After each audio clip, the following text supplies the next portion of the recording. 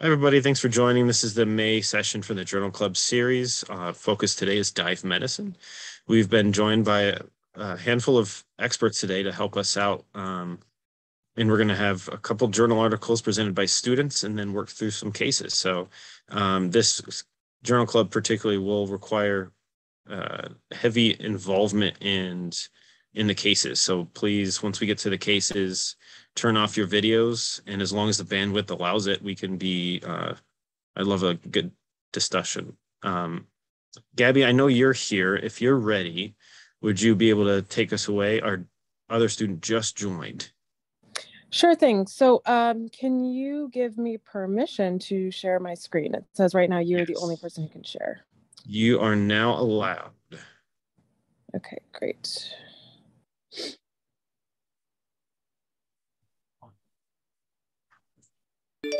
Okay. Can everybody see that? Can anybody? Oh, let's see.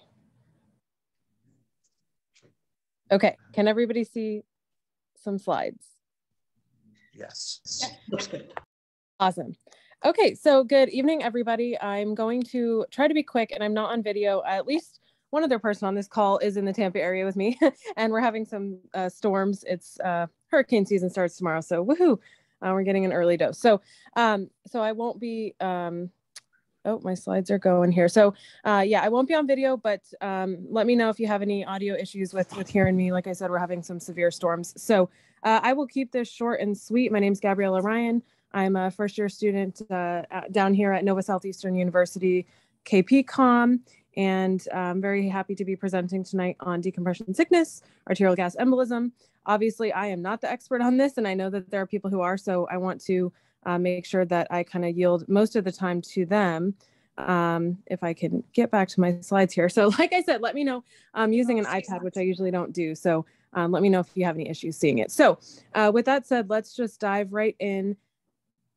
So the article that I'm actually using as kind of a springboard for most of the points that I put in here was published in the New England Journal of Medicine just this year in 2022 from a couple of researchers out of the University of Auckland. So certainly an area where they probably know what they're talking about with diving. And this is just a review article where they looked at kind of the current guidelines for decompression sickness, treating arterial gas embolism, the pathophysiology of it very briefly, the presentation in terms of patient presentation, how to diagnose either one of these things, what are the current treatments. Again, this is just very down and dirty, the basic stuff.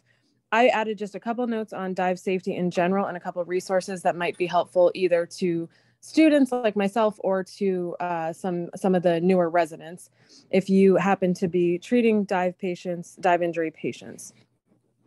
So to start, this will probably be a review for most of you, but I just put it in here for completion because the article does talk about the pathophysiology of both of these processes. And really it comes down to bubbles, right? So the bubbles, which sounds so innocent, cause all kinds of problems when inert gases get compressed into bubbles and those bubbles are pushed into the circulation. This happens primarily when a diver is ascending up from a certain elevation under the water.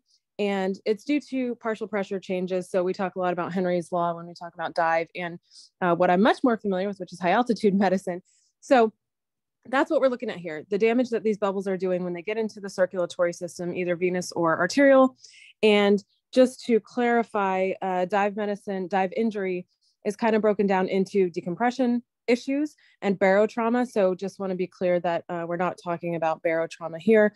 That's where you're talking about inner and middle ear issues. You could be potentially talking about pneumothorax and things like that. But this is just talking about mostly issues with circulation. So decompression sickness, the mechanism of action here is that the bubbles essentially get into the tissues in the body and they get into the venous circulation and they cause problems. I put the full kind of pathological process at the bottom. I won't really get into it here. You can certainly read that on your own if you'd like. I'll send the slides. But when you talk about arterial gas embolism, obviously, we're talking about bubbles directly into the arterial circulation. And this is actually a little more serious and it presents pretty quickly with a little bit more severe symptoms because what happens is these bubbles obviously get into the arterial circulation, causing obstruction in the arteries, causing ischemia, potentially causing infarction. So obviously that's something that we want to be aware of and prepared to treat. So another note about the pathophysiology is that when you talk about the redistribution of bubbles, and this will be relevant, particularly when we talk about hyperbaric oxygen,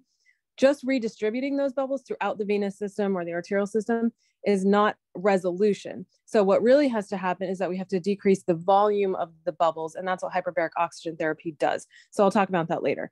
And one other note that the paper emphasizes, especially we see these issues after breath holding. So with a lot of new divers, you have to train them and emphasize to them that if you panic, which a lot of people do when they are new, or when they're ascending a little too quickly, they tend to hold their breath. And that is one of the biggest reasons that we have some of these decompression issues. So I just like this picture. It's not from the paper, but it just goes into a little more detail on the different pathological processes that we're looking at here. But again, the bottom line is that bubbles are getting in arterial gas embolism, getting into these arteries and arterioles, where that compression can very quickly lead to serious issues because of lack of oxygen, lack of sufficient gas exchange within the alveoli of the lungs. And obviously we want to treat that immediately. And then with decompression sickness in general, of course, you're getting into an inflammatory process that is triggered within, oh, excuse me, I guess I am getting a phone call. Okay, let me go back to the slides here. My apologies. So hopefully you guys can see that. And then, like I said, with decompression sickness, when you start having tissue injury, potentially that can lead to ischemia and infarction. And hyperbaric oxygen therapy, when given right away, can be pretty helpful for salvaging some of those tissues before they become necrotic. So let's talk about the patient presentation quickly. In general, the paper recommends that if you have a patient presenting with a history of going on a diving trip, for example, and now feels sick, you should immediately suspect decompression sickness. There's a lot of differential diagnoses, which I'll talk about in just a minute, but in general, suspect that until you can rule it out. So the paper does a pretty good job just highlighting the major organ systems that are affected, and you can probably see my scribbles here. Just wanted to quickly emphasize a couple of those. So in 50 to 65% of DCS cases, you're going to see musculoskeletal pain. If you've ever dived, you know that this is the bends. So when those bubbles get into joint capsules and areas around the joints, that can cause quite a significant amount of pain. Sometimes that pain can be multifocal and poorly localized. So it's not necessarily in one joint or in a specific part of any joint, you know, the knees, the elbows. It can be pretty widespread. So that is a non-specific symptom, but then you can kind of put it together with the rest of these to build that picture. So another one that's pretty common is patchy paresthesia. So this is that common tingling and numbness that you'll hear people talk about. This is in about half of DCS cases. And a key there is that it has a non-dermatomal distribution. So that can help you kind of distinguish from a spinal cord injury, which is a whole separate and interesting area of dive medicine as well. So dive injuries with spinal cord compression, spinal cord injury. So that's a differential diagnosis for some of that pain. Another one that's common is just general constitutional symptoms. So 20 to 40% of people, according to these researchers, said that they had fatigue, malaise, you know, a headache. And they noted here it's similar to a viral infection, but again, that patient history will probably clue you into the fact that those constitutional symptoms are probably not from a virus. And of course, you can do labs to rule it out, but consider that. And then there's a bunch of other things here. Inner ear, I just want to mention again, because if there are inner ear issues, even up to something traumatic like having a ruptured eardrum, definitely consider barotrauma. And when we get to the algorithms that I added in here, you'll see there's another pathway that you want to go down with assessing and treating barotrauma, because if you have the inner ear issues, tympanic membrane ruptures, things like that, a person cannot compensate by, you know, repressurizing their eardrums, doing different maneuvers. Sometimes you can even do a jaw thrust maneuver to repressurize your ears. If they can't do that, then you probably want to also be suspicious for lung barotrauma as well.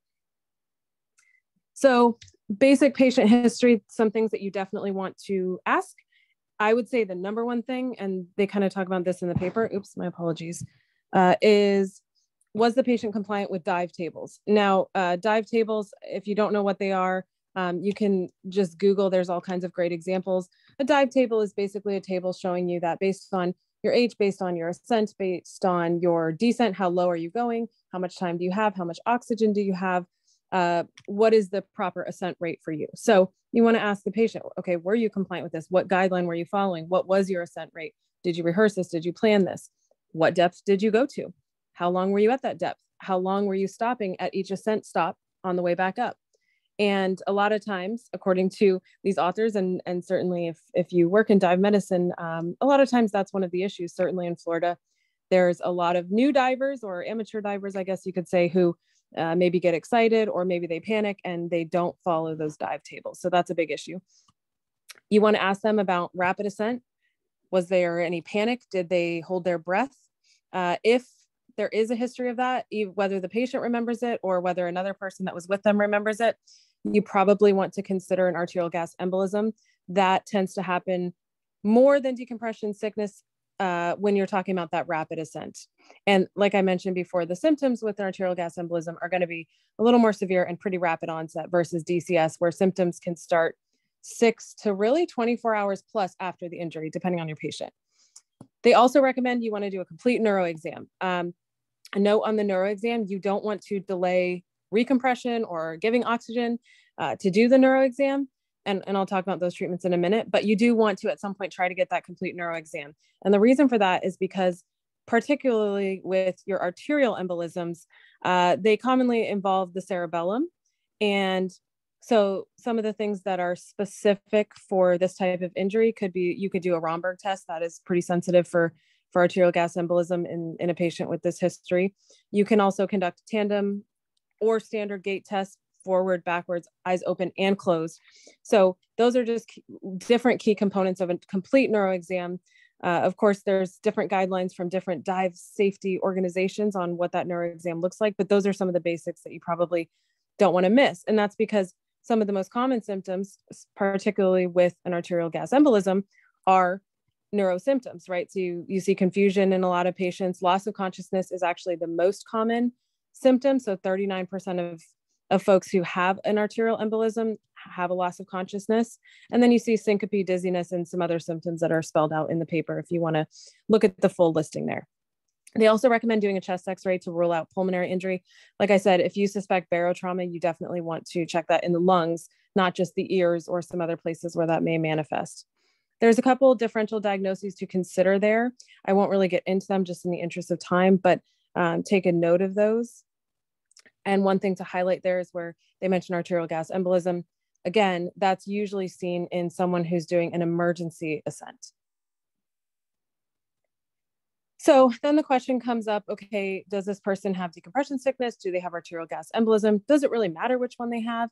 And the answer is yes, it does, even though some of the symptoms can be very similar. So decompression sickness is the most common injury in divers, and arterial gas embolism, one kind of quick way to help you rule out one or the other is that, again, you'd see rapid symptom development. A lot of times, and most of you know this, when you're talking about a diver who has the bends or they have other issues, non-specific issues, those can come about hours after getting out of the water. Also, just a note, if someone's doing a shallow dive, according to these authors, that's less than 6 meters approximately, they say that generally you would not see decompression sickness, right? You're not really getting enough change in partial pressure and then rapid change in partial pressure again on ascent to where you would see decompression sickness. But if they are having symptoms, severe symptoms in particular, rapid onset, they did a shallow dive, certainly you can still consider arterial gas embolism among some other issues there. So there's another chart that they had in the paper regarding differential diagnoses. Again, they bring up inner ear trauma. You want to rule out barotrauma in the inner ears because that can help you rule out maybe the need to do chest imaging, the need to consider a pneumothorax, things like that. Spinal decompression sickness, I talked about that. That's an issue, of course, with the spinal cord, which I won't get into, but you do want to rule that out and get that full neuro exam. And then there's a couple others listed there. And I thought the toxic seafood ingestion was kind of interesting because actually, although it seems kind of obscure, that's something you want to consider when people are having general malaise. What you'll sometimes see in divers, and you'll see this in pilots with decompression sickness as well, is nausea. So you want to rule out parasitic infection. You want to rule out viral infections as well. And that'll depend on the patient history, but just wanted to mention that because it does happen. So in terms of management, I just want to quickly cover, and again, every organization has different guidelines and different algorithms to follow, but the basics that are spelled out in this paper and with any organization that you take information from is number one thing is inspired oxygen as soon as possible. So you don't want to delay giving oxygen. Like I said, you don't want to delay that so that you can do an exam. You don't want to delay it so that you can XYZ. Make sure you give them the highest fraction of inspired oxygen as soon as possible. You also want to make sure you place the diver supine. You can put them in a recovery position. Some resources say to lay them down flat supine. Some say put them left lateral decubitus. It just depends your preference. But either way, the reason you do that is, of course, number one, to protect the airway, especially if you suspect that you are imminently going to have a loss of consciousness in an emergency. And that also helps maintain arterial blood pressure as well. So you're going to lay them down. You're going to give them that the highest percent inspired oxygen that you can. Hopefully you have 100% oxygen, and essentially all dive medics, they will always have 100% oxygen, but give what you have. You also want to rehydrate them. Something that I actually didn't know until reading this article was that divers are generally pretty dehydrated. There's more info in the article about it. I won't get into it, but just something to take note of. So you do want to start rehydrating them. Again, secondary to addressing the respiratory issues, giving them inspired oxygen, et cetera. And again, to emphasize at the bottom, I wrote that recompression is much more important than getting a full workup. So yes, you want your neuro exam. Yes, you want to rule out some other things, but above all, recompression, you need to get them to medevac, to air transport, whatever the case may be. If you're getting them on a boat back to shore, get them to a place where you can get them into hyperbaric oxygen chamber as soon as possible, if that is warranted. And then you can address the other things. On the side there's just another pretty graphic that's color coded that basically says the same thing. Now, in terms of definitive, or I guess you could say long-term management, recompression, recompression, recompression. So getting them to hyperbaric oxygen, that's the gold standard. Any resource you look at, this is for both decompression sickness, arterial gas embolism, and a number of other interesting indications if you ever want to read about that and you're not familiar. But those are the main ones. So how do these chambers work if you're not familiar? Basically, they enhance the diffusion gradient for those gases, those inert gas bubbles. And like I mentioned before, the goal is to reduce the volume of those gas bubbles. Now, in a case of serious neurological decompression sickness or serious arterial gas embolism or suspected gas embolism, the response really quickly deteriorates with increased time from injury. So if you look in the article, there's kind of a reference in there to the rates of how quickly that this person is going to deteriorate their response to hyperbaric oxygen over time, but that increases with severity of symptoms. So basically, again, get them to hyperbaric oxygen as soon as possible. One of the notes here is that one of the adverse effects that's pretty well studied now, they don't talk about it too much in the paper, but I think it's important to mention, is that, of course, you can have oxygen toxicity, depending on your decisions on how long you're keeping them in the chamber, how many recompression events you're giving them in the chamber, and that can lead to seizure. So you just want to be aware of that. You can't just throw them in the chamber and put them on a protocol that works for everyone. Everyone is different. And then there's an algorithm on the side. This algorithm actually comes from a resource I put at the end that's really great for residents and, like I said, students like myself. Just a very quick reference: labs you want to get, the imaging you want to get, and the things you want to rule out. So of course, chest pneumothorax is something you want to rule out. An MI, other cardiac emergencies you want to rule out as well. So this is the treatment algorithm in the paper. And again, I kind of highlighted here, so maybe that helps. The serious manifestations are listed there, the presentation, which we already talked about, and then some of the basic first aid. Again, the first aid is not that different, so it's not your job out on a boat, or even, if you're on shore and you're one of the first responders, to determine, is this DCS? Is this an arterial issue? What's the issue? The point is, in first aid situation, you're going to treat them the same. ABCs, right, before anything. You're going to position them in a recovery position, give them oxygen. Fluid administration for serious manifestations, I would say that is secondary to some of these other interventions that you want to do. But whatever you're doing, you're going to keep them supine, keep that oxygen flowing. And then, of course, for recompression, you want to get them to hyperbaric oxygen as soon as possible. Some interesting things that I had not heard of until I saw this paper. There was a study mentioned here, a trial. It was a random double-blind placebo trial of mild decompression patients. And what they found is that an NSAID, specifically tanoxacam, actually reduced the number of recompressions. And this was in animals, but it reduced the number of recompressions required to reach either full recovery or essentially plateau, where further recompressions was not helping anymore. So that's something to maybe follow in the future. NSAIDs are listed in this algorithm. You may want to consider them. And just an interesting tie into that, when you work with folks at high altitude, a lot of people recommend taking an NSAID prophylactically there as well. So it may be the same mechanism. I'm not that smart on NSAIDs to tell you either way, but something to consider. Another thing they mentioned is that the administration of IV lidocaine was found to be neuroprotective in animals in decompression sickness. So that may have implications for humans as well. And there are some dive organizations that recommend IV lidocaine for the more severe presentations. So I just put this picture in here because I like it. It shows the mechanism of hyperbaric oxygen administration, and I won't cover all of it, but you can just kind of look here for the pathology and then how that is kind of reversed. In particular, what you're looking at is when you start getting restriction or an occlusion due to ischemic injury, due to infarction, due to some of the other pathological mechanisms of these injuries, hyperbaric oxygen is, again, the gold standard for treatment. So what hyperbaric oxygen does, if I can find my image in here, and it might not be in here.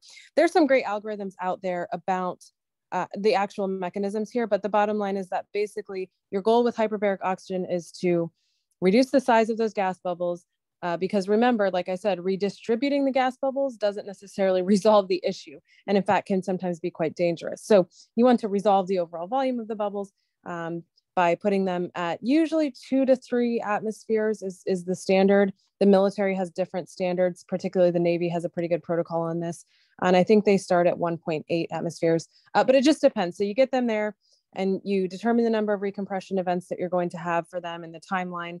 And what you see is, in addition to true resolution of these inert gas bubbles that are causing issues, you see a reduction in occlusion in some of the small vessels and sometimes the large vessels.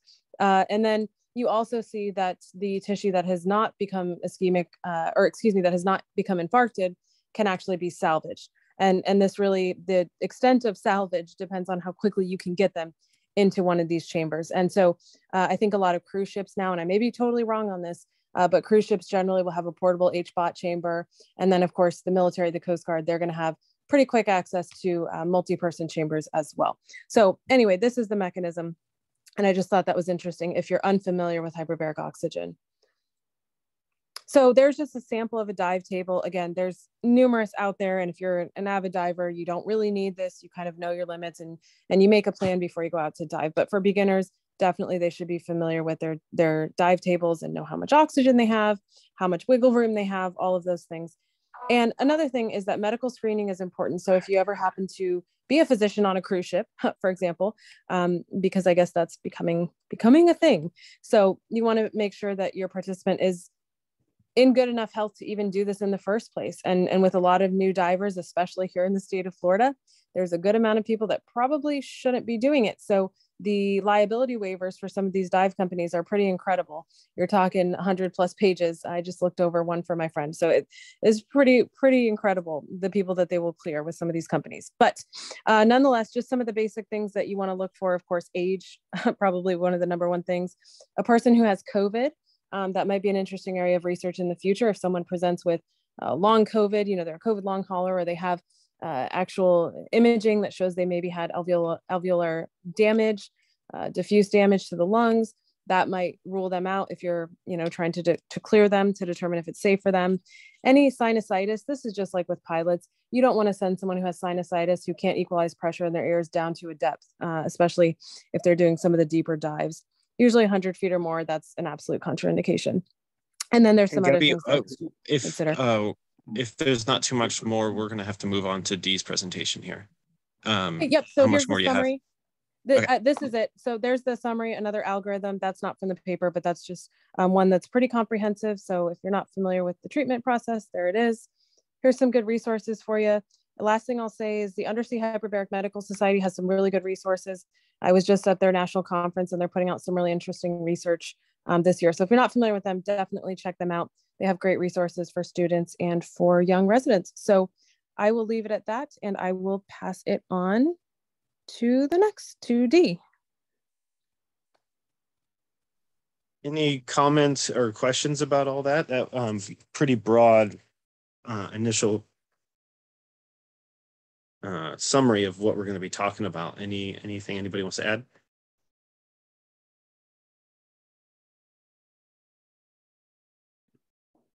I'll just make All one right. comment. Most people don't use dive tables anymore. Almost everybody has a dive computer. That even some basic dive classes don't even teach dive tables anymore. So almost everybody's using dive computers, which are just basically the same mathematical models, but that just give you credit for diving at different depths. And I could talk about COVID later. We're actually researching that at UCSD. Hey folks, this is Jeremy Kessler. Just a quick addition also. More often than not, people are not diving in the water with oxygen. Usually it's air and things like nitrox, different percentages of nitrogen and oxygen, but more often than not, people are not diving on 100% oxygen, just to make that clarification. The hyperbaric chamber would be a little bit different, but we'll get into that later.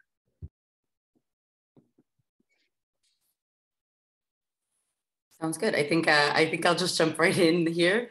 So hi everyone, Denise D. Sanchez. I'll keep it nice and short because I know we have some more better experts on the line that we're going to be learning from later on today. But I actually went and did a summary of a case study that was titled Arterial Gas Embolism in a Special Forces Combat Dive Student During a Free Swimming Ascent Training. So this case study was kind of interesting in the sense that just as a very high level overview, we already kind of dived into it before, but for the free swimming ascent, the main thing that was like most important to know about it is that it's actually done in 2 locations. At least the teaching of it is done in 2 locations. One of them in the U.S. Navy submarine school, and in there they do the buoyancy ascent.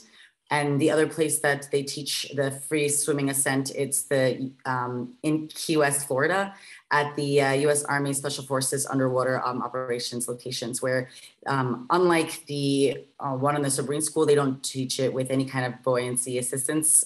It's just done with no assistance. And of course, as mentioned before, with the free swimming ascent, it's taught to the military and submarines. Obviously, you're not going to have like the gear that you see on the left-hand side. You're just actually just doing a free ascent going upwards. But the purpose of it is to obviously ascend if you have some type of emergency that occurs and you need to, because of that emergency, you need to get out of the water as fast as possible, or as part of your covert operation where you need to ascend quickly or maybe get rid of your gear because of that covert mission. Move it on. So I'll kind of really high level, since we already went over it in the last presentation. Based on the case report, they talked about just some numbers put into perspective. About 82.3% pulmonary barotrauma occurs due to pulmonary overinflation. And then later on followed by development of the, arterial gas embolism. And that was found in in the study by Laferre, Germain-Pré, and Bellestra. So I apologize to those people if I said their names wrong. And then of course they said that it was very interesting that 53% of those cases actually will have some type of symptoms, whereas usually the rest of the types of cases won't have any symptoms. And the case study did the point of it was to kind of portray and demonstrate that even if you put every single precautionary mechanisms into place, it doesn't necessarily mean that you're going to prevent those embolisms from forming. And even if you have every single check mark and even using like the dive computer that was mentioned just a second ago, it doesn't necessarily mean that it will prevent it. And that's kind of what the case study kind of talked about. So with this case study, we had a 22-year-old man who was obviously fully trained in the special forces, and he was attending the combat dive qualifications course. He was already 2 weeks into that course, as well as 2 weeks into the scuba aspect of it.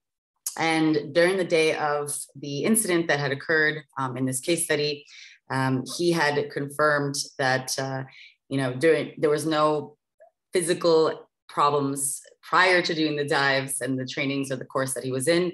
And then he also denied any type of flu or, the COVID or something like that, or any kind of upper respiratory infection on the day of the incident. But at the day of the incident, of course, as part of the qualification course, he had done a few dives previously. So he did a shallow water dive, which would be less than 10 feet in that open circuit. He then did a couple of them and they had no issues whatsoever. He did holding his breath in ladder drills, quote unquote. So I think some of the experts will talk about maybe hopefully that a little bit later. He did ladder drills in a 10-feet tank, and he was also able to successfully ascend from a 25-feet bell.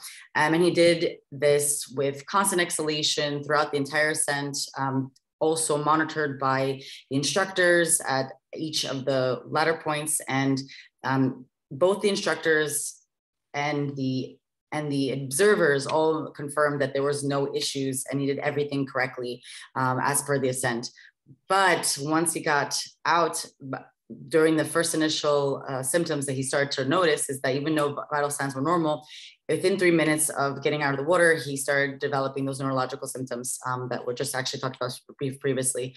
So in this case here, he specifically had blurred vision in the left eye with decreased acuity in the right eye. Both of his eyes, he had impaired extraocular movement. He started to get worsening truncal ataxia, as you know, as we mentioned previously, the cerebellar obviously was starting to get affected.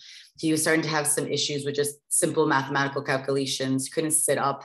So that was an issue that he had. And then it just started getting even more, he started deteriorating faster and faster to a point where he had basically no strength in his upper extremities, but he did have his sensations intact in all his dermatomes. And of course, even though his spinal thalamic pathway was normal, so no symptoms there, he did have issues with his corticospinal side, as in like any type of motor recruitment issues were all noticed in this patient. And as I said previously, these symptoms that were neurological kept decreasing faster and faster. So what did they do for this patient? They went and did recompression chamber therapy right away. At the second they saw these symptoms, these neurological symptoms being presented. And what they did is they pressurized the chamber into 60 feet. They pressurized it to be at 60 feet. So within 10 minutes of that presentation, that like supposedly it helps the patient the symptoms were starting to go away, which is great. So within 3 minutes after the therapy was given to the patient, he started to recover, and so his symptoms started to diminish less and less, which was a huge bonus. But as I mentioned previously, prior to this recompression chamber therapy, he just kept getting worse and worse. With the upper extremity was weak. He also had the finger to nose test was very slow. So there's obviously muscular weakness. And of course although he did have normal cerebellar proprioception accuracy, all of those symptoms that I previously mentioned with the neurological were improved after the recompression chamber. Then he was monitored overnight with no complications, which was great. And then afterwards, 12 hours after the treatment, they did a chest X-ray, CT of the chest, where they noticed a pneumomonium acidum extending superiorly into the subcutaneous tissue of the lower neck and supraclavicle region, with no evidence of pneumothorax. And the benefit for this, even though they saw all that, they did give him the strict guidelines of how to, if he were to be allowed to return back into the course as well as the military, how to do that. And during this case study, they said, first, you have to make sure to just allow the injury to heal. And that would include having at least minimum of 4 weeks of no aerobic activity. And then after the 4 weeks were over, then they did allow him to slowly introduce some physical training as long as the patient did not develop any type of symptoms, specifically chest pain or any type of difficulty breathing, so on and so forth. At the first symptom of these, he was instructed to obviously follow up with PCP as fast as possible. And then afterwards, there was followed up on the 6-month mark, where they did a complete full workup, both a cardio and pulmonary, and as well as a CT of the thorax. And they basically did not find any items of concern, which was very good news for him, because as a result, he was able and allowed to return back to the qualifying course 1 year later. And now, as it speaks, he is a Special Forces combat diver certified. So that's was a very interesting case study. And I would just say the last item that I want to kind of mention there, that the reason why this was considered a case study is because there were, and again, some of the experts on the line can maybe clarify too on this area, but at least what I was reading, it said that because in the past, usually you were not allowed to be reinstated into the military if you had a prior history of any type of pneumothorax or any kind of like pulmonary issues, pulmonary barotrauma. And so this would be like one of the first few cases where they actually allowed him back and getting certified simply because he was, during his training, got the pulmonary barotrauma issue and presentations. So I think that was a pretty interesting case. So that's all I have. Thanks, everyone.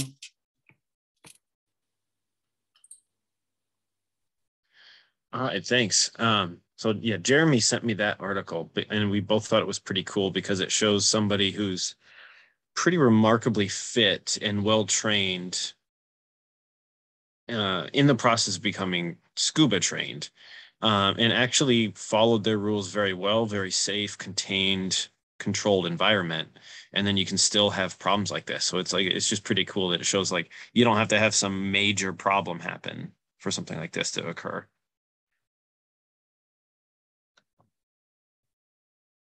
Any comments about this case?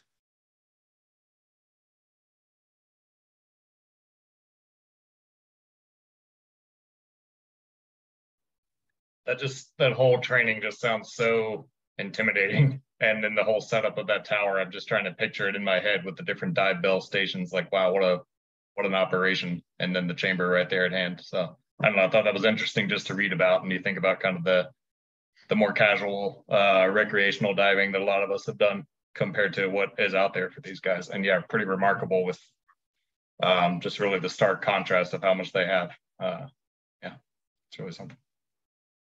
I remember when I did my training, I did my open water when I was 12, and I did my ascent, rescue ascent training in a lake up in, I think I was in Michigan, and I was maybe 25 feet deep. And at 12, I was still losing my molars, which is kind of funny.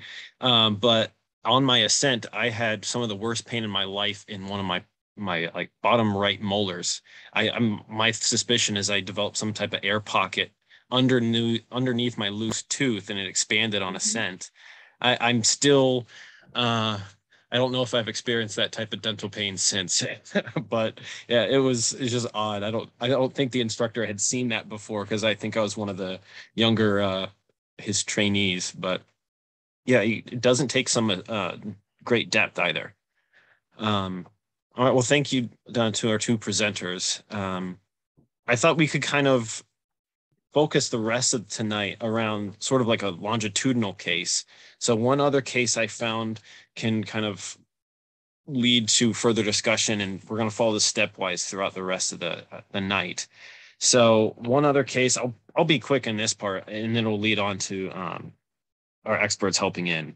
So another example of somebody who should be pretty experienced and well-versed in scuba diving. So to always cite your sources. The title is called Sudden Death in a Diver, A Diagnostic Conundrum by Scott Dougherty. And it's out of the Republic of Palau. So it's a kind of a joint article here. So essentially it starts with a 59-year-old fit, otherwise healthy man from Japan who was in wherever Palau is. I'm assuming maybe Indonesia. It's Palau, and it's Palau. It's the South Pacific. You have to go through Hawaii and then Guam and then fly over to Palau. Thank you. Some of the best diving in the world. It's one of my favorite spots. I would love to go there. We just dove in Tennessee, and I'm sure you're all jealous. So this patient had 2,300 log dives and had achieved his rescue diver certification. So he's quite experienced. No known past medical history, not taking any medications prescribed. He presented to the hospital via ambulance undergoing active CPR. To lay a bit of story for the day, he just completed his third dive to the day. The first two of which were completely uneventful. They were all per the dive computer that EMS brought to the hospital, all followed no decompression profiles. There were no events. He was using just air. It was not nitrox, no blend. They said on interrogating the dive computer, there were no alarms, no warnings, and he had otherwise had no incidents. So let's see here. The first dive of the day was 30 minutes to a maximum depth of 38.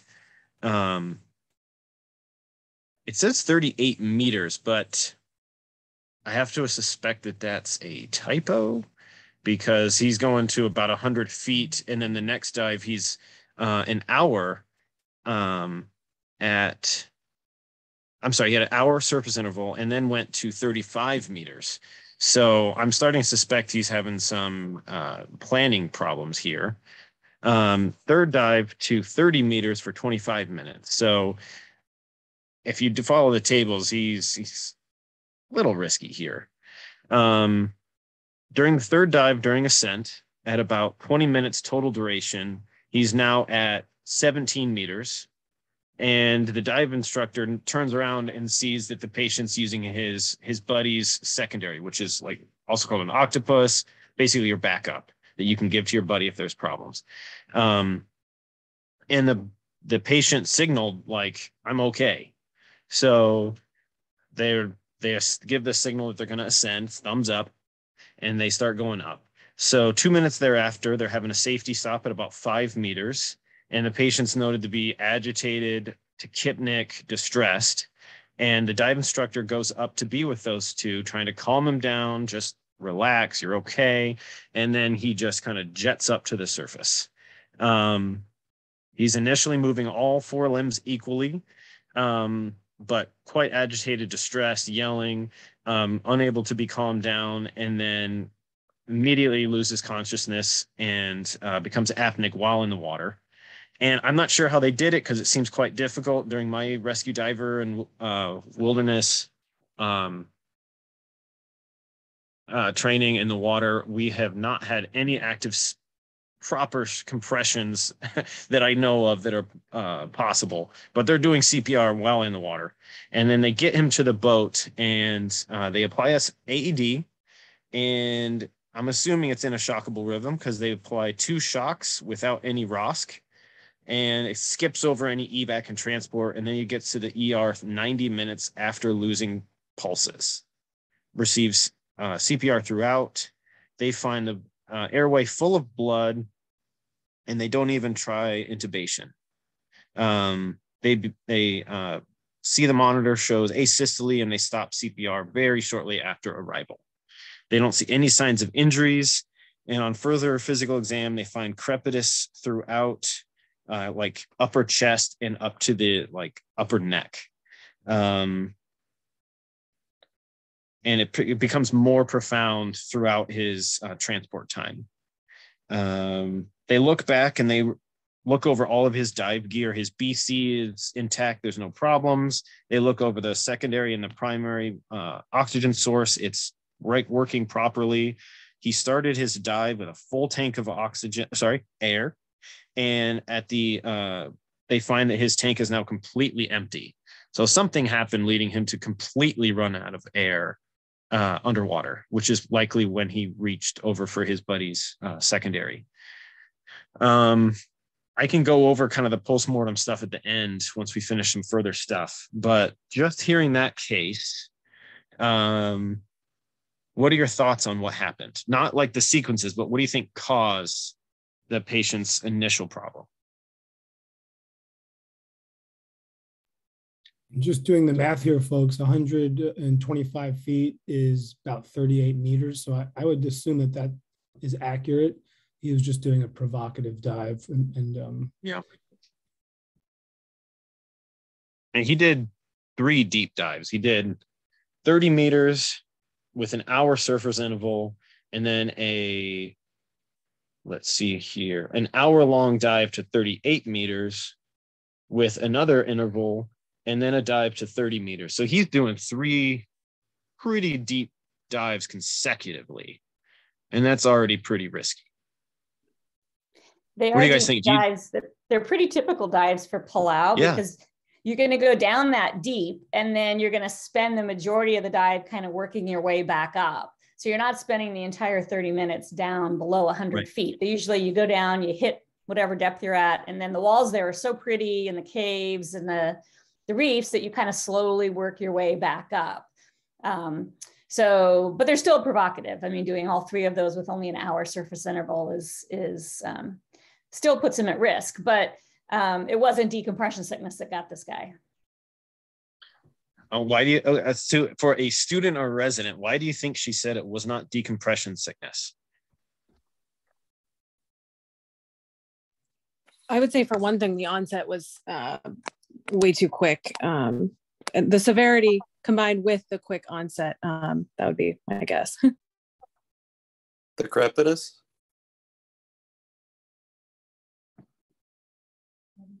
It sounds pretty diffuse, and noted during transport that increased profoundly by the time he got to ER.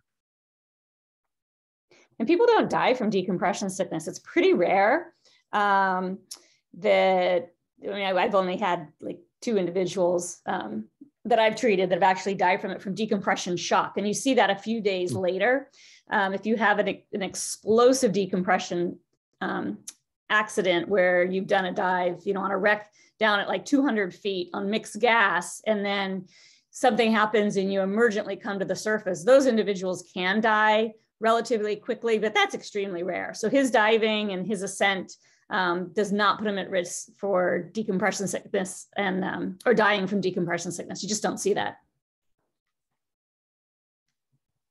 And whatever occurred underwater, he lost pulses while still in the water. That's relatively rapid decompensation. So I'm not sure obviously nobody will ever know what happened while he was underwater. For some reason, he ran out, supposedly. Maybe something happened with, I don't know if whoever's dove, if you mess up when you're initially ascending with your primary, it can purge water when you're like initially entering the water. Maybe something like that happened at some point on exiting, but something happened where he had 0 left in the tank.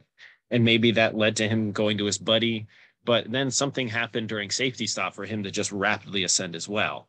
So did he have a primary event that led to him requiring some manner of a rapid ascent? I'm not sure. But what do you think? More like AGE? Probably. Maybe MI led to this? I would say that you said, can you repeat the part where they decided not to intubate him? It just says full of the airway. Where was it? The airway was filled with copious amounts of fresh blood, which was hard to clear with suctioning. Endotracheal intubation was not attempted. That's all it says about airway. So the amount of blood is interesting. Unless anybody has any ideas of what caused that. Well, from what you said, it sounded like from the safety stop, which is usually about 15 feet, that he made a rapid panic ascent and was holding his breath, right? He had no air in his tank. He wasn't connected to his buddy's regulator. So he probably held his breath and ascended from 15 feet quite rapidly. And that's plenty to, get an air embolism, and a pretty big air embolism. If you completely hold your breath and rise that depth through the water, you will definitely embolize. And he had an arterial gas embolism that will give him local lung damage, as well as mediastinal gas, as well as sub-Q gas. And that can definitely give him bloody sputum in his airway. Okay. I just thought it was kind of interesting. Like, who knows what happened under the water, but 2,300 dives. I'm assuming, unless they're fibbed pool dives, he should be pretty experienced. And without any he shouldn't known run out of air, which is what he did, because he wasn't paying attention. Right. The general rule of thumb, I mean, everybody has their own views, but like the general rule of thumb is to finish your dive, get back to the surface with at least 500 PSI left. And as somebody with over almost 2,500 dives, unless something happened, should have known that. So another just example of like experienced diver having a problem. I just thought that was kind of cool. Lauren and Kristan, if you would, or Karen, if you could please. Oh, so let's say this patient gets onto your boat. You just happen to be diving, you're exactly your training level, and you have the gear that's on the boat. What are the next steps?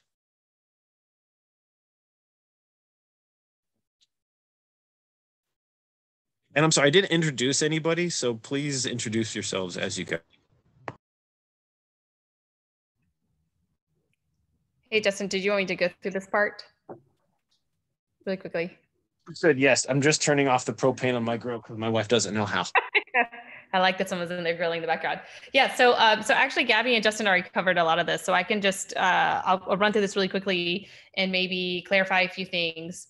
But let's just say we had this gentleman and he got to the surface and you weren't aware what was going on. You weren't his buddy with him. Then kind of a few things to remember if you are there either in the water with him or on the boat. Is just remembering scene safety at first. We always say that, right? Whenever you're going any type of wilderness, in any austere environment, it's making sure that the scene's safe for you. And in general, this is something with diving error and not necessarily a threat immediately in the water, but you would want to know if, did they just get stung by a Chironex fleckeri and now they are, arrested due to that or something else. And we always also talk about trying to avoid being a second victim. And so if there's any way to rescue an individual by talking to them, reaching something, throwing something towards them, rowing, right? We've got the peach, reach, throw, row, go. In this case, this person was unconscious, so they weren't going to have any type of self-rescue. And then I just put this picture in here of a panicking diver because it does really make a big difference of how you approach that. And if you choose to take a rescue diver course, then they go into this a lot of recognizing a panic diver and what to do and not to do around them so that they don't attempt to drown you also. But again, in this guy, it would be really trying to flip him over and getting him started, headed back towards the boat, or if you were doing a shore dive towards land. And I put who responds here, and that's just to kind of clarify, you should, first of all, if you don't feel comfortable doing something, you should never put yourself in that situation. And then also if you have your rescue diver certification, then that's great. But if there's a dive master on board, then whoever has kind of the higher qualifications is going to trump the person below that. So just being aware of who's on the dive boat with you to also kind of know what your resources and backup are going to be too. Justin had mentioned already in the water, like the things you can do when you talk about ABCs is you can address the A and the B, but not the C. So airway is pretty easy. And again, there's kind of the specific actions that you go through of opening up their airway. You're usually not worried about some type of C-spine injury. So with these people, you're just doing a chin tilt to help open up their airway. You're giving them 2 rescue breaths immediately if you realize they're not breathing, and then you're kind of counting to 5 and getting the breath every 5 seconds as you're trying to get them to the boat or on land. But as Justin mentioned, compressions do not work in the water, so you don't do that. And then he was asking about, okay, what happens when you all are on board? So again, now you can really fully address your ABCs and get some help. Hopefully they do have an oxygen kit available. Maybe they have an AED too, which it sounds like they had in this case. So a few things just to talk about with the oxygen is being familiar with what's available. So there's just kind of passive flowing oxygen apparati, and there's also on-demand systems that can be hooked onto either mask if it's someone that is unconscious or not, or if it's someone that is awake and can breathe on their own, then they can actually have, there's other versions that have a mouthpiece. But the on demand, when I say that basically is similar to what you're doing with your regulators, that you have to start breathing in and creating that negative pressure in order to get oxygen. And the thought behind that is that ideally the oxygen would last longer, but there's different studies out there that look at face mask, your traditional mask for your BVM and these in-mouth options and trying to get oxygen to that individual. And you're cranking it up. So people say, you know, it's not conserving the oxygen if you're going to have a long boat ride back in. It's giving them that maximum benefit at the beginning, as Gabby talked with us about, with DCS kind of assisting that off-gassing with AG, trying to get the oxygen where as best you can to those tissues that aren't getting perfused well.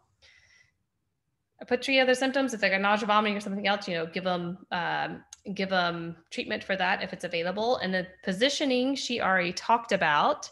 So I was going to ask the group, which position would you put them in? And primarily that's just to remember, you don't put someone in Trendelenburg. This is not the time to think by having their head down that you're going to prevent extra air bubbles going to their brain. It's probably just going to increase intracranial pressure and cerebral edema. So putting them laying flat in the recovery position. This is a cool little card that I can send out to different people. You can just Google PADI, but it's a dive accident management flowchart. So this is, we love our flowcharts, right? Because in scary situations, you can't always think straight. So this is a nice little algorithm that will take you to what to do. On the backside, you can write down on the information. It shows you how to lay the person down. Maybe you don't need to strap them down. If you have them in a good recovery position, they should be staying in position there, and essentially helps you know what to do if you're on the boat and taking care of them. And so let's say now you've gotten to shore and you've got pre-hospital care that's available and everyone's showing up. Ideally, you kind of know what your options are ahead. So I'll just tell everyone what we always like to emphasize before you're planning any type of trip, whether it's on land or in the water, or you're going to be responsible for a sports medicine event, an adventure race, you're planning, you know, your next field exercise is always having an emergency plan available, and that kind of makes sure that you know where you are, what your resources are available, what's the nearest hospital, what are your numbers to call locally, because we know it's 911 here in the United States, but it's going to be different numbers to access in other countries. So planning ahead so that you've got that material available. And then with your transportation, you know, boat time's just going to be limited by how quick you can get to shore. Maybe you have an ambulance that's readily available. Sometimes people have to be flown. So they're being seen and they need to be flown to the local hyperbaric chamber. And so ideally they're flying at less than 1,000 feet, which was kind of created as a rule or a hope that they're staying at fairly low altitude, but you need to get them there as soon as you can. And then I include the number here to Divers Alert Network that anyone can Google anywhere. And Karen will share that, you know, it's a great resource. They do have quite an extensive inventory about physicians trained in diving medicine and also chambers and when they are open or not. So you can call them. It's great. I have their insurance.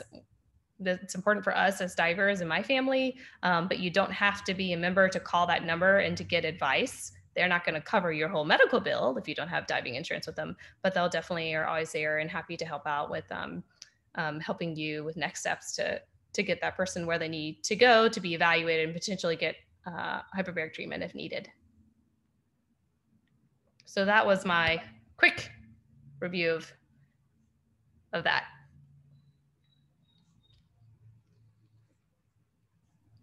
So I have a quick question, I guess, for you or for anybody. What do you all think of portable chambers? I know like in flight med and climbing medicine, we use them as a last resort if we really can't medevac them quickly. But I don't know anything about the actual data, you know, the efficacy of it. So if you have any thoughts on that, I'd love to hear. Yeah, so like the gamma bags and the flexible portable chambers used for altitude sickness, when you pump those up, they get to about 2 PSI over ambient pressure. When we put somebody in a hyperbaric chamber, they're going to, I mean, even just to get to 33 feet is 14.7 PSI, or you almost need to get to 30 PSI at 60 feet, which is where the treatments are done, closer to there. So you cannot use those small portable chambers to treat a diving injury. Plus you need to give them 100% oxygen when they're under pressure, because otherwise you're just reloading the tissues with nitrogen if they're breathing air under pressure. So There are some portable hyperbaric chambers that do exist that fit into like a number of big kind of suitcase things that can be carried. But most companies won't have those unless you're doing scientific research or commercial diving, and they'll have what they call deck chambers.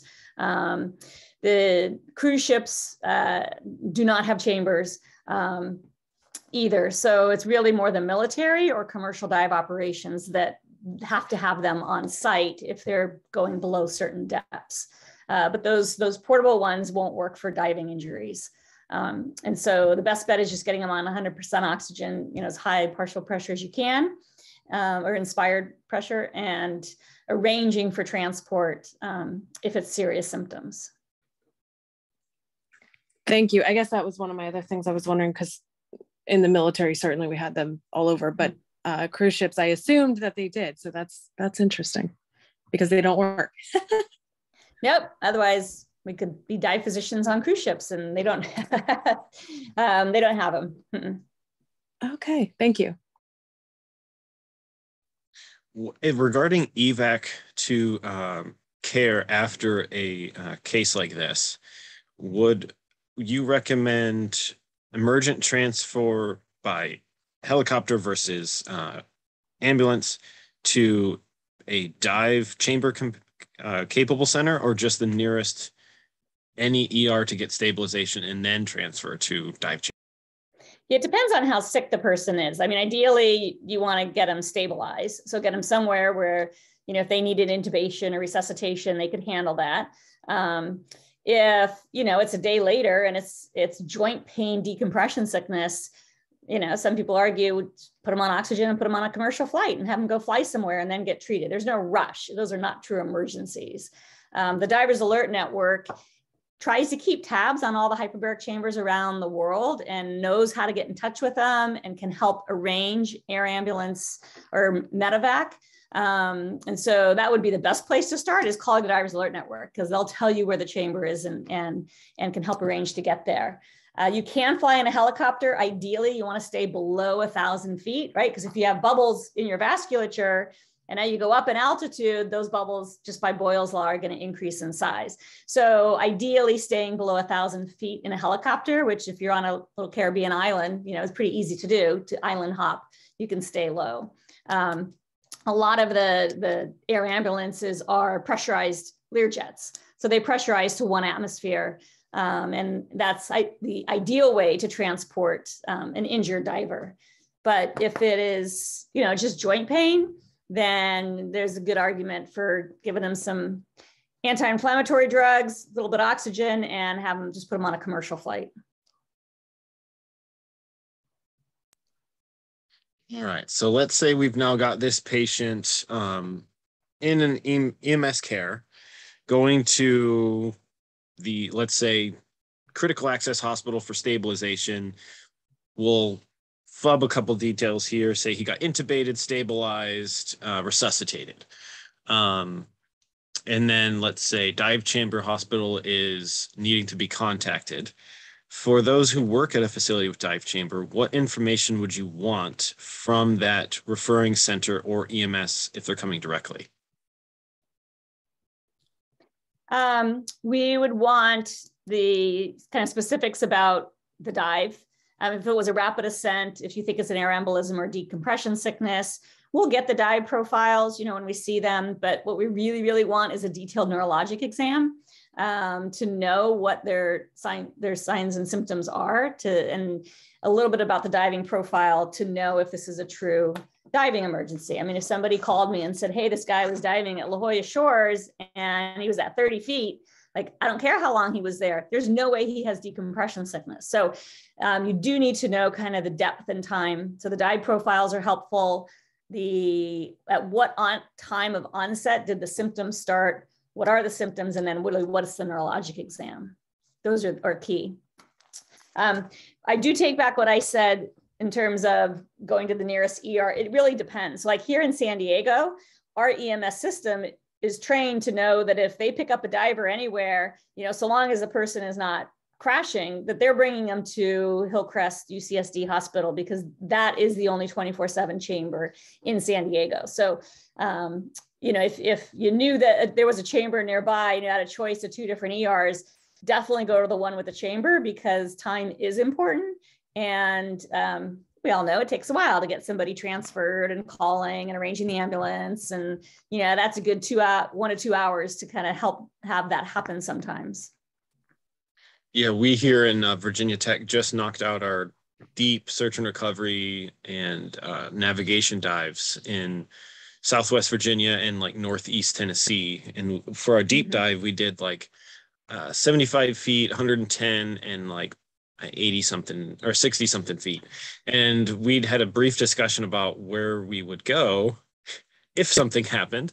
And the closest we could think of was Duke, which was still a decent transport time. So just stuff to think about. These landlocked towns, when there's deep quarries and lakes that are diveable, probably don't have too much training on dive medicine and hyperbarics. So kind of stuff to think about for the landlocked states, particularly. I kind of have a question since Justin brought it up. I was on that same trip with them and just kind of thinking about the area we're in. Roanoke itself, our lowest altitude on land is 800 feet. So if we needed to transport someone urgently, we would of course want to do it via air. But I mean, even just to get out of town in a helicopter, most ideal conditions, that's going to have to go greater than 1,000. So would that be something you would sort of transiently break that altitude rule of thumb and then get down as quickly as you can? Or would you restrict that to just land-based transport, even though it would take longer? Again, it's going to depend on how sick the person is and which options you can get, you know, quicker. If it's a huge time difference and somebody really needs to get in the chamber, and the chamber's ready and waiting, you could put them in a helicopter and because you're at 800. So if you're already starting there, you know, it's not like you can only go up 200, right? You could go up another 1,000 feet above where you are, you know, and still be okay. But I'd have to, you know what the highest part is that they would have to fly over. Thank you.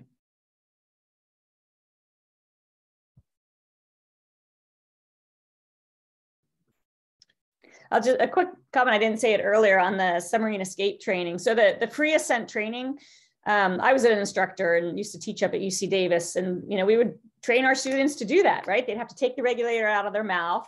They would have to then exhale and make an emergency swimming ascent. And as an instructor, you looked at them, and if they stopped breathing bubbles, you know, you would like push on their cheek to get them to make sure they were exhaling. And if they didn't exhale and they were still going up, you just punched them in the stomach to get them to exhale, to make sure that they didn't embolize. They have now taken that free swimming emergency ascent out of the training definitely for Patty. I think now we took it out because they did have some accidents and air embolisms happening from people holding their breath during the emergency swimming ascent. So it is no longer part of standard dive training. They talk about it and they, you know, say always look up and make sure you're exhaling the whole way, but they don't let you do that anymore in the ocean or the pool. Yeah, I dove with our current fellows last year when they were doing their open water. I did my like refresher when they did their open water, and they sure didn't do that training. No, you won't see that anymore. Maybe so a you few guys NAUI don't instructors. Have to.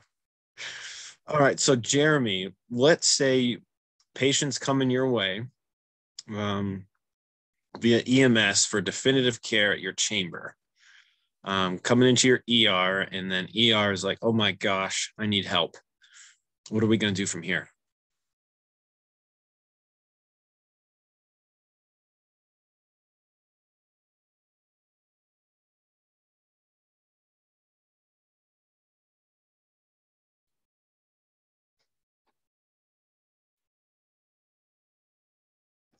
Sorry, guys, I didn't know how to unmute. I'm sorry. Let's see if I can figure this out.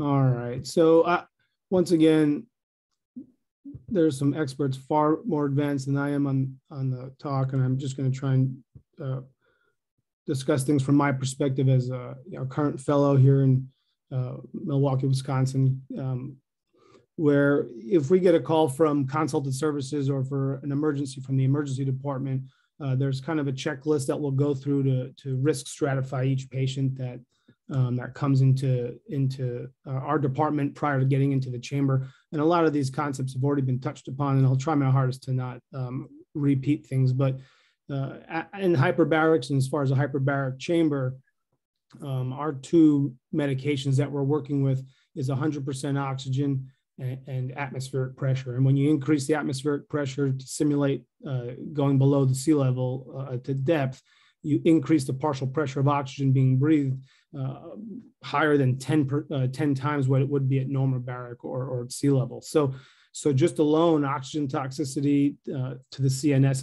is a possibility, and seizures is one way that can manifest. So screening patients to have underlying seizure disorders is important, because that can have them have a lower seizure threshold, or, for example, having fever, recent fever, or fever at the time of the going into the chamber could be another reason to have a decreased seizure threshold. They're not absolute contraindications; they're just things that we screen. All the things that we talked about with any closed air spaces are things that we're going to discuss. Ear and sinus issues, where they might have issues, trouble equalizing previous surgeries, where they might have sclerosis to the tympanic membrane, where they might have issues with equalization. We do an extensive history on lung history. For example, if you have previous smoking, COPD, any bullous lung disease where you might have some air trapping, or restrictive lung disease like asthma. Once again, those are not contraindications. We just want to get an x-ray, we want to look at the lungs and make sure there's not going to be any concerns that we can hurt the patient more than help them.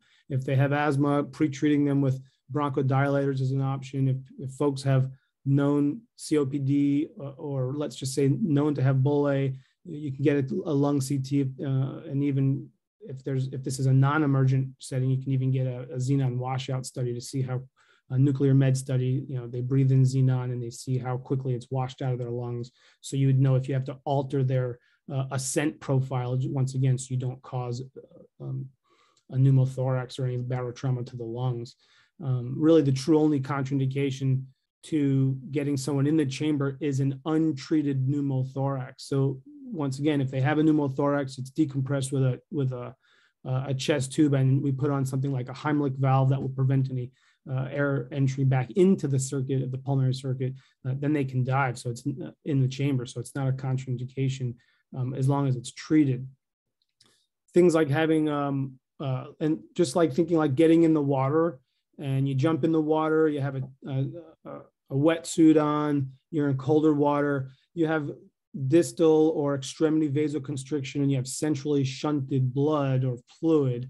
That's, your heart's going to detect that, and you're going to have what everyone does, and you're going to either pee in your wetsuit, or you're going to urinate in the water because you have centrally shunted blood, and you're going to have diuresis from immersion. That's not uncommon. But folks who have underlying arrhythmias or congestive heart failure, the last thing we want to do is potentiate those things. So we try and have a threshold of heart failure.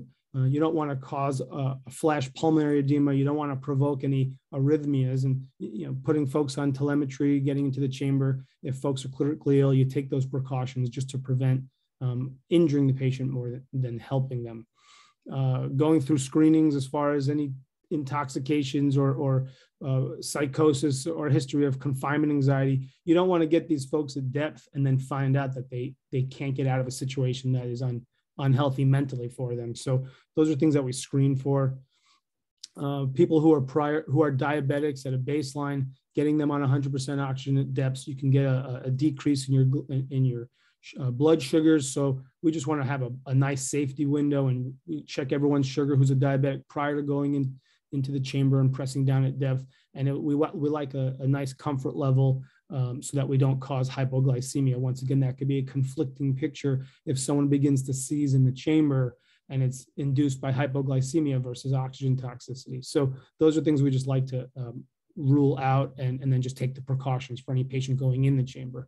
If anyone has an implanted device in their body they weren't born with, for example, insulin pumps, pain pumps, defibrillators and such, just knowing them that they're vetted for the chamber. Each company is going to have a whole profile on the device and see is it safe for depth, and then what depth is it vetted to.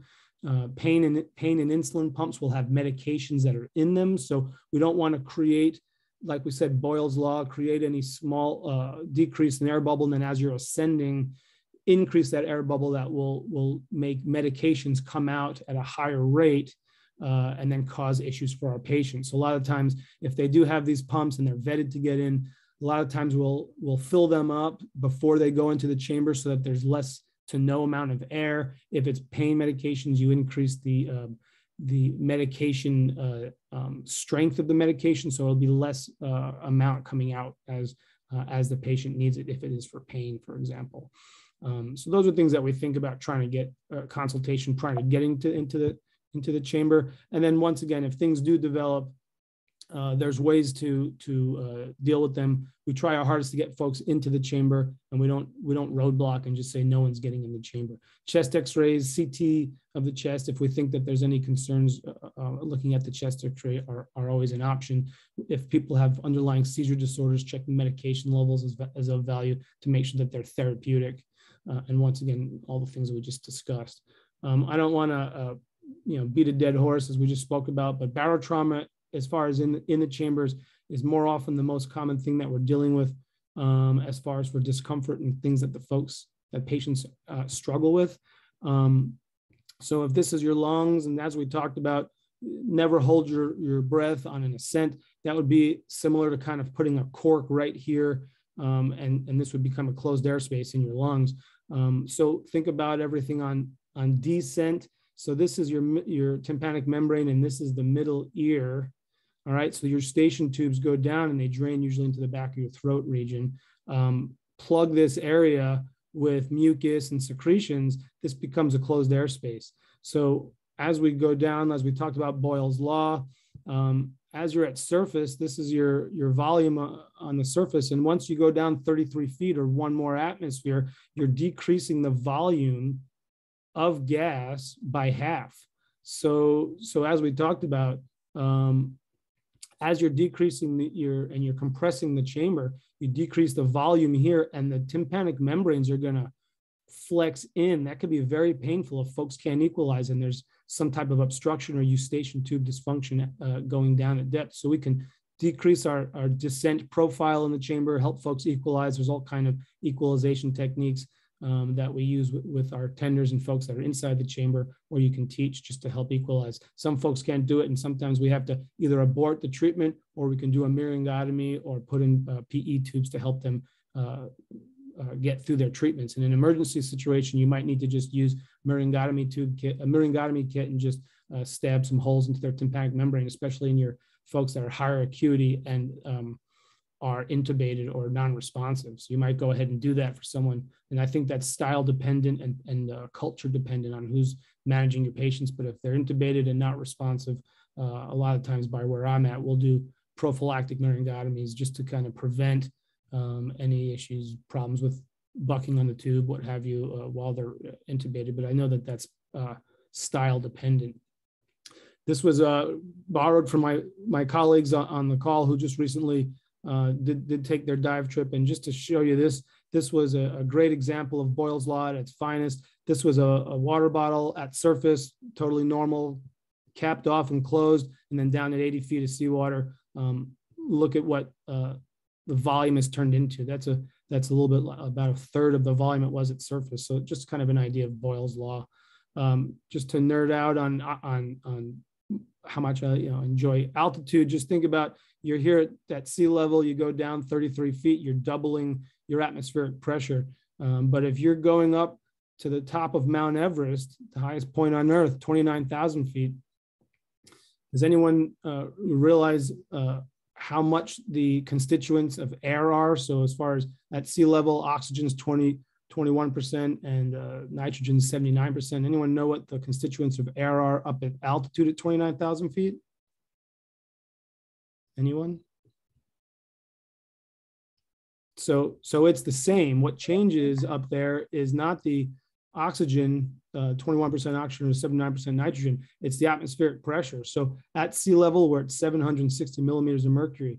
If you go up to Everest Base Camp at 18,000 feet, you half the atmospheric pressure. And then if you go up to the summit of Everest at 29,000 feet, the atmospheric pressure is 1/3.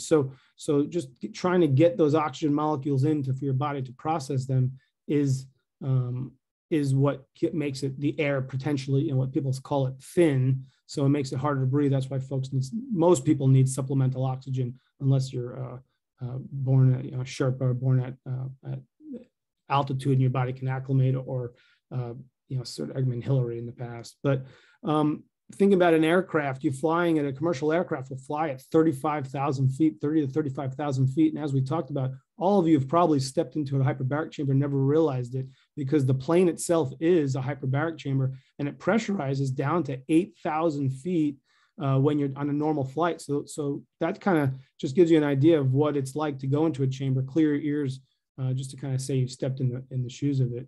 But then we talked about Henry's Law, and this is kind of a great example of, just like we talked about, what is DCS, but this is basically whatever inspired gas that you're breathing at the depth that you're at for the amount of time you're there, you will saturate the tissues, and our concern is nitrogen. So kind of once your body is down at depth for a little period of time, the body's saturated with nitrogen in all your tissues. There's multiple compartments that they talk about, fluids, solid organs, what have you. And just like opening up a carbonated beverage, so the carbonated beverage is a pressurized vehicle, right? You open the top, and the carbon dioxide that's in that fluid is in soluble state. The second you open up the top of that bottle, it is decompressing that bottle and going to a lower atmospheric pressure. And the carbon dioxide that's dissolved in this fluid is going from its soluble state directly into its gaseous state. That is exactly the same concept of a diver going from depth and going up towards ascent and decompressing rapidly, and the nitrogen bubbles are going out of its soluble form straight into gaseous form, and that's what gives us our trouble with these decompression sickness. So I won't go through all the things we just talked about because we discussed it already, but when you arrive at the chamber, as Dr. Van Hosen said so eloquently, each patient is treated on a individualized basis. So how severe are their presentation? What was their dive profile? How provocative was it? And then what is your exam? So each exam, each patient, you're going to individualize your approach to them depending on how their acuity and their presentation. So as we talked about, most folks, and once again, this is style dependent, but I can talk from my perspective and our experience. But if you're getting towards a hyperbaric facility and you're going to compress someone after having a dive injury, the initial compression is going to be down to 60 feet of seawater, and you're going to monitor them and see how they do. There are some modified 6A profiles that will go down to 165 feet, but I think that's getting out of practice, and that's also culture and facility dependent. But overall, from a lot of the literature I read and speaking to the experts, going down to 60 feet of seawater is what your initial treatment would be. And as we said, getting in the water, there's going to be a diuresis. So making sure you're hydrating them. There is some discussion of IV lidocaine to stabilize the neuroprotective and stabilization of the neurocells, and NSAIDs are something that has been talked about as far as some value. When you're down at depth, a lot of times we'll be doing serial neurologic exams to see how folks are doing. If someone's intubated and paralyzed, that's makes it a little bit more difficult. But if someone is walkie-talkie and able to respond, you're able to do serial exams. As you're on oxygen, this is an oxygen period.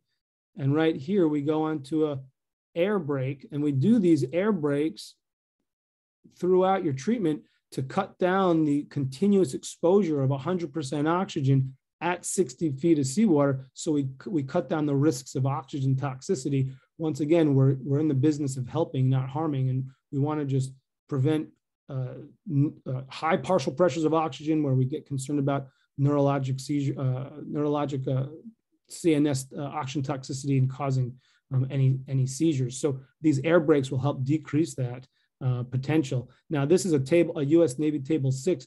These oxygen periods at 60 feet have a possibility for extensions. You can do up to 2 extensions.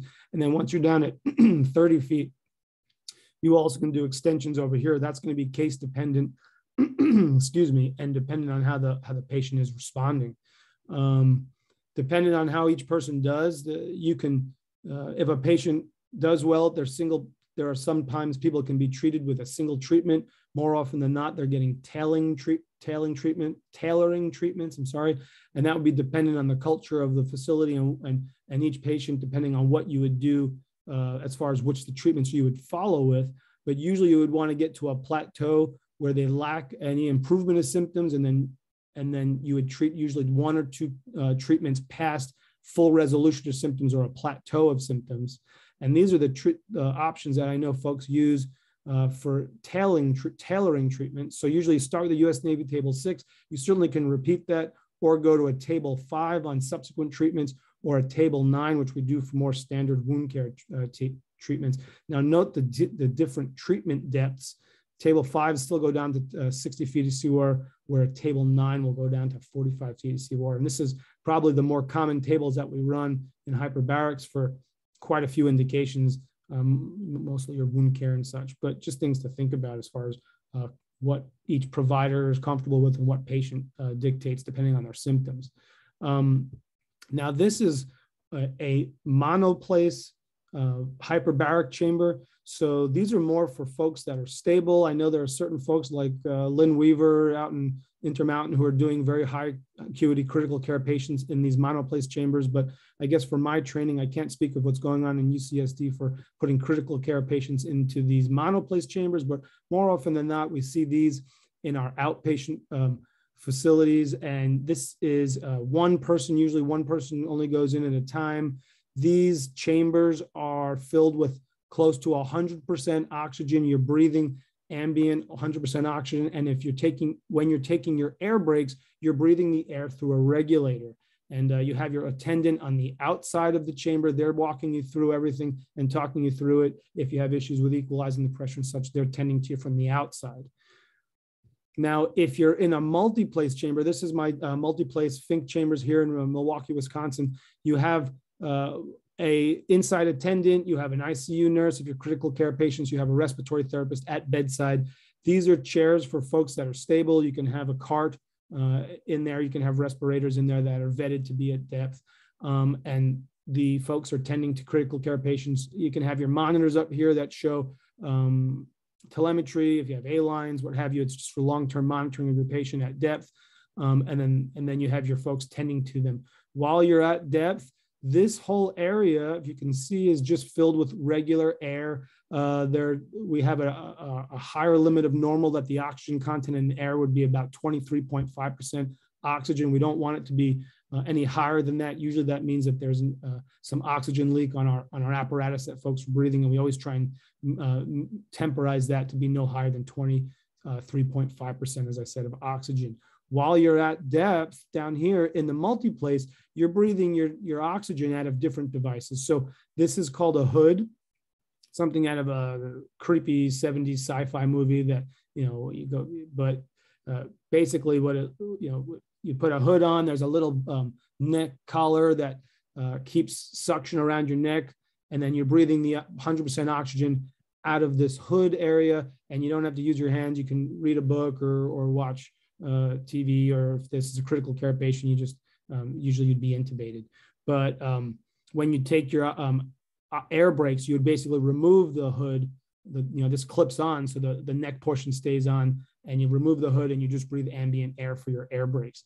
This is a bib, kind of looks like an aviator pilot breathing device. Some folks prefer this if they have claustrophobia and prefer not to have the hood around their head or the neck collar, and they breathe their oxygen out of this. Folks that have done well with this are people who breathe with a CPAP or a BiPAP, what have you, at night, depending on who you are and what your comfortability is. We just have different mechanisms to deliver the oxygen to the patients.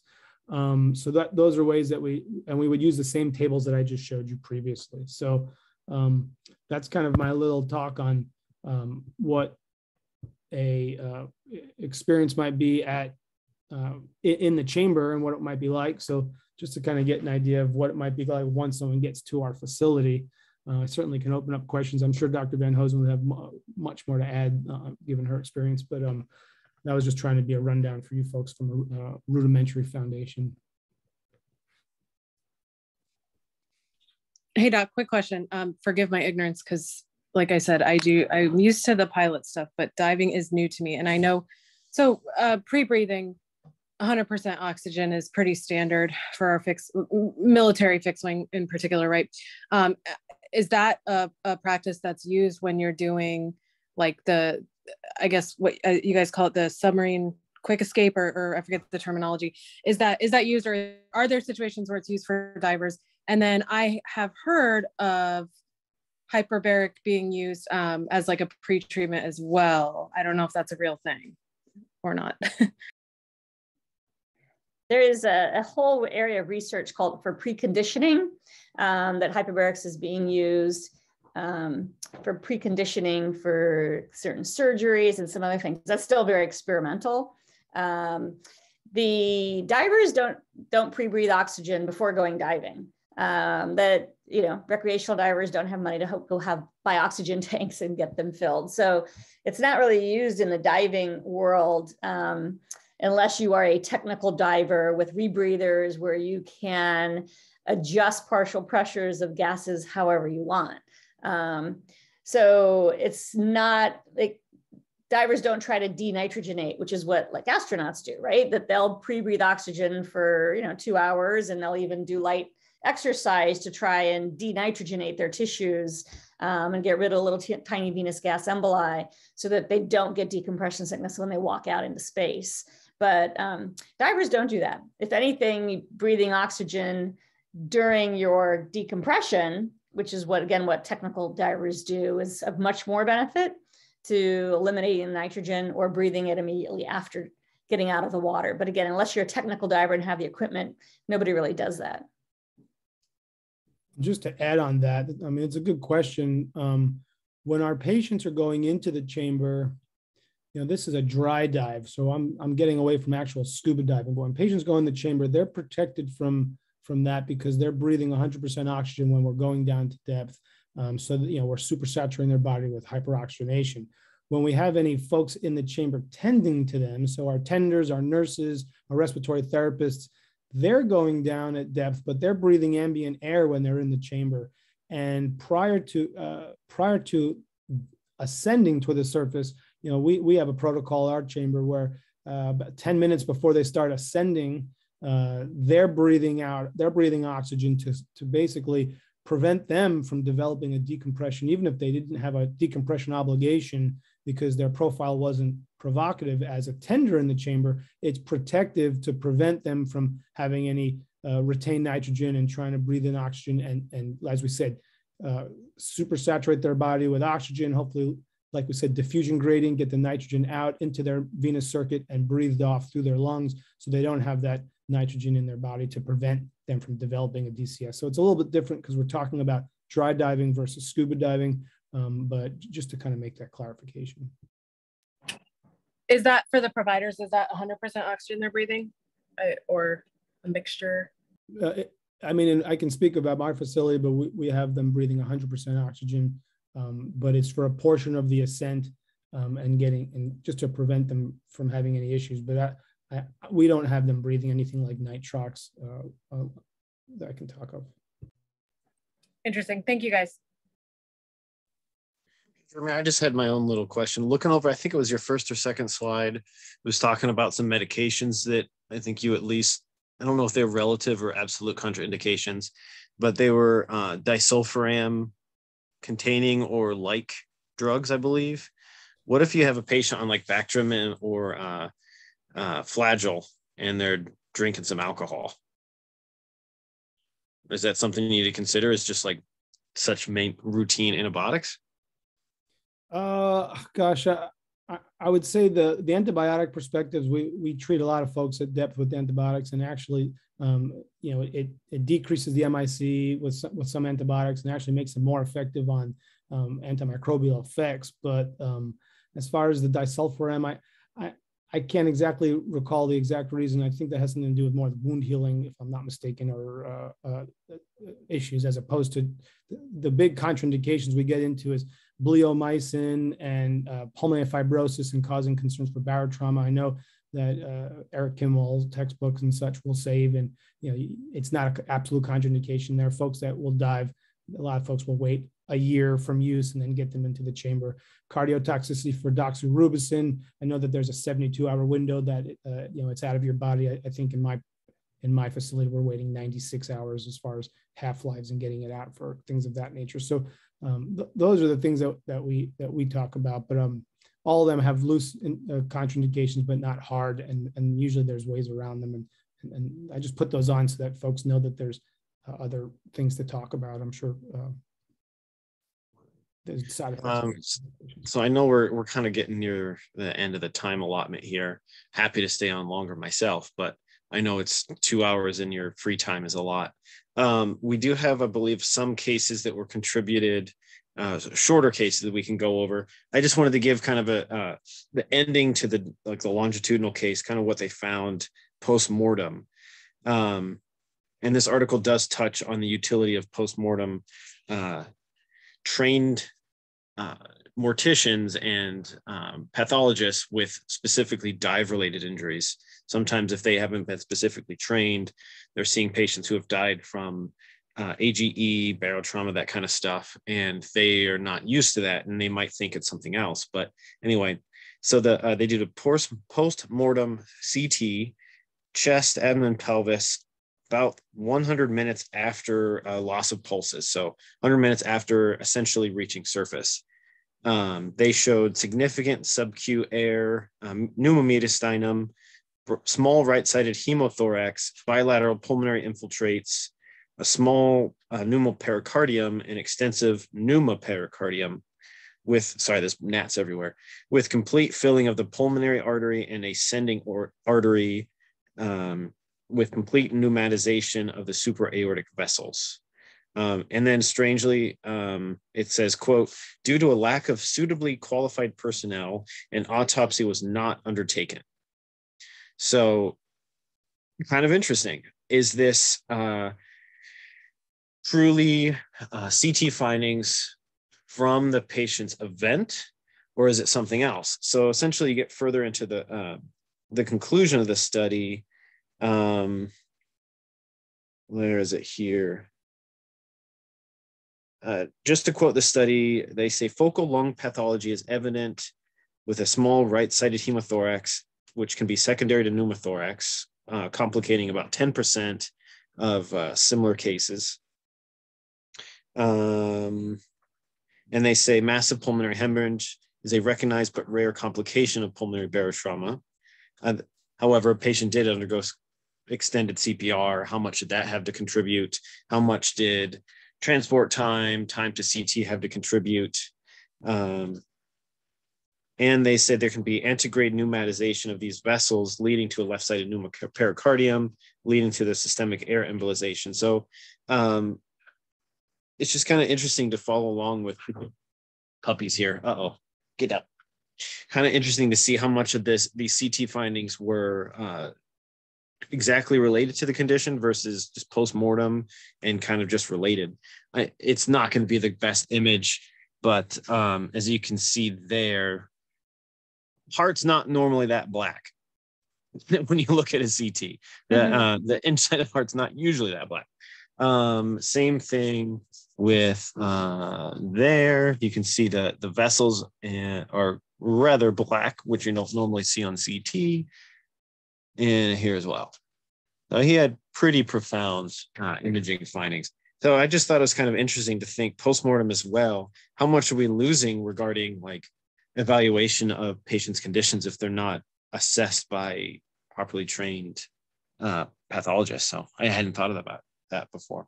But like I said, we're kind of nearing 2 hours 45, or an hour 45 minutes.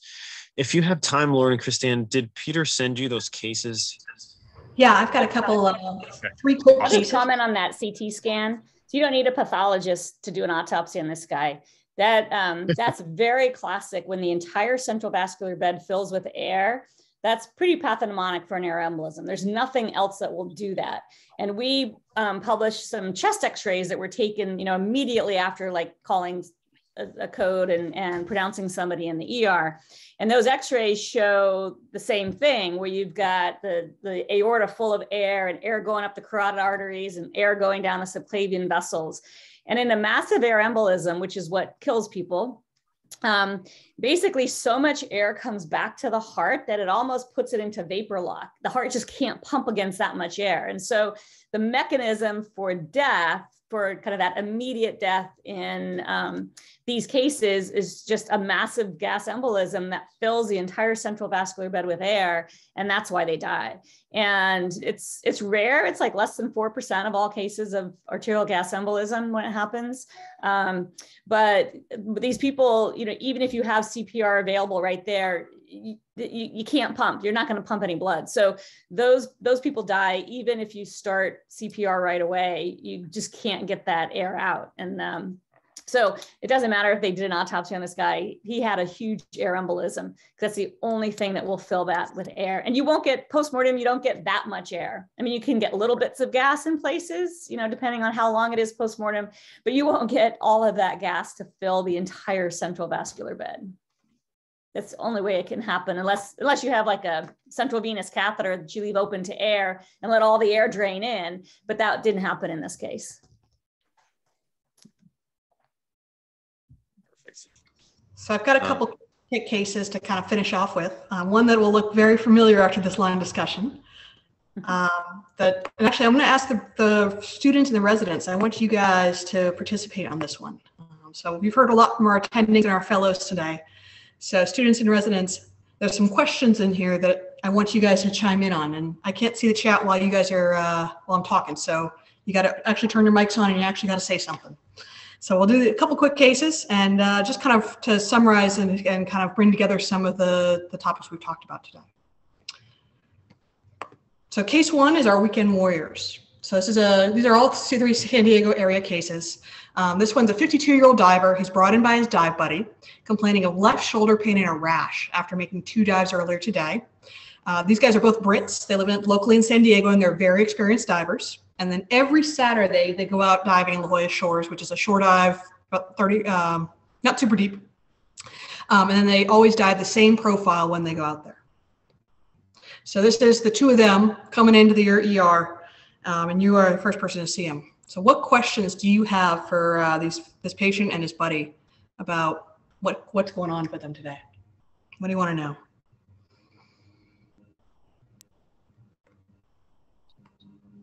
I think knowing they're coming in from diving, with that history in mind, you immediately kind of have to think about decompression sickness with the joint pain, the symptoms they're having. So like we talked about earlier, you'd want to know if they were doing anything different. It sounds like they are experienced and they know this routine, this dive pattern. So I guess my question would be, did anything happen different today that may have thrown them off? Dive computer battery died and they started fresh with a different one, or something, something oddball like that might have thrown them off. Awesome. So asking routine, asking anything equipment wise that was going on, was a great start. All right, so they tell you that they're nitrox divers. We'll talk a little about nitrox in a second, but this dive, the buddy dived nitrox like he usually does, but the patient dove air this time, and they both follow their normal nitrox dive tables. So my question for you guys is this safe? What do you guys think about diving air on nitrox tables? What could that do? Not safe. Well, I was going to say, if you're going by a nitrox table on air, you're going to stay down longer than you need to. So, right. Yeah. So nitrox is going to tend to give you better bottom time. All right. So here's the dive profile from their dive computer that we were able to download. So they did 110 feet of surface water for 23 minutes. They came up for 2 hours, and then they went down to 90 feet for 20 minutes. So per the nitrox tables, this would be a no decompression dive. So they don't have to make a decompression stop. However, as we talked about, guy was breathing air, not nitrox. So what do you think? Is this a provocative dive?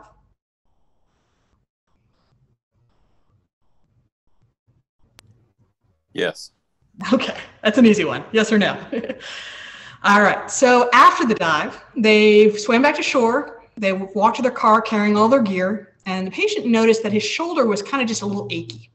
I thought it was just a muscle strain from picking up his gear because it was heavy, so that could be legitimate.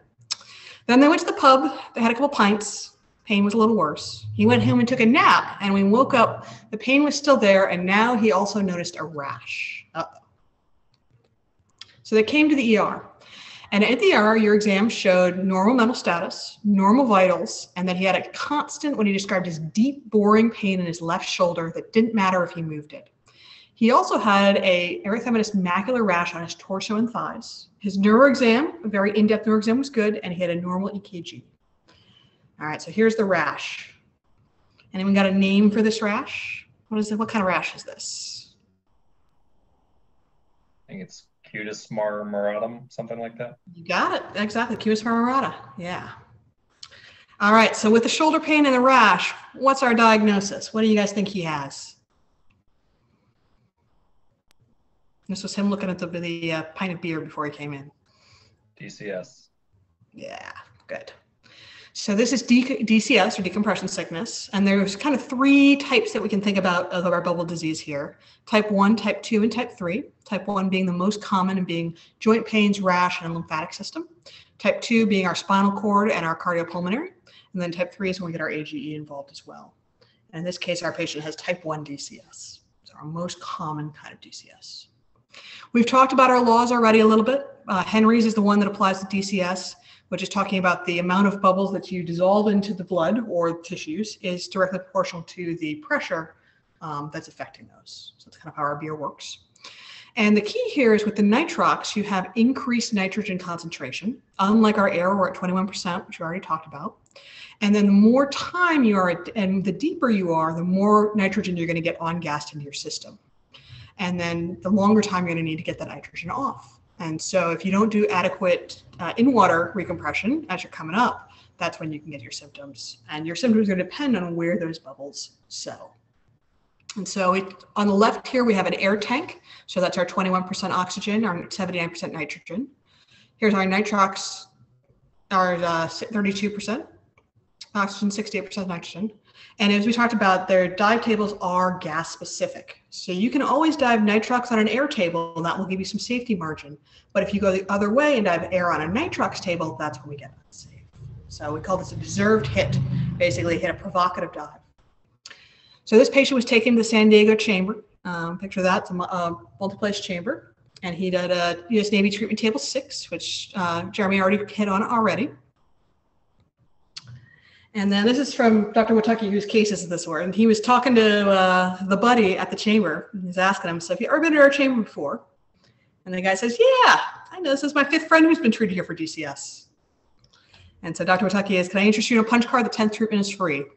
So maybe the moral of the story is it's time to find a new dive buddy if he's getting all of his buddies bent. Any questions about case number 1?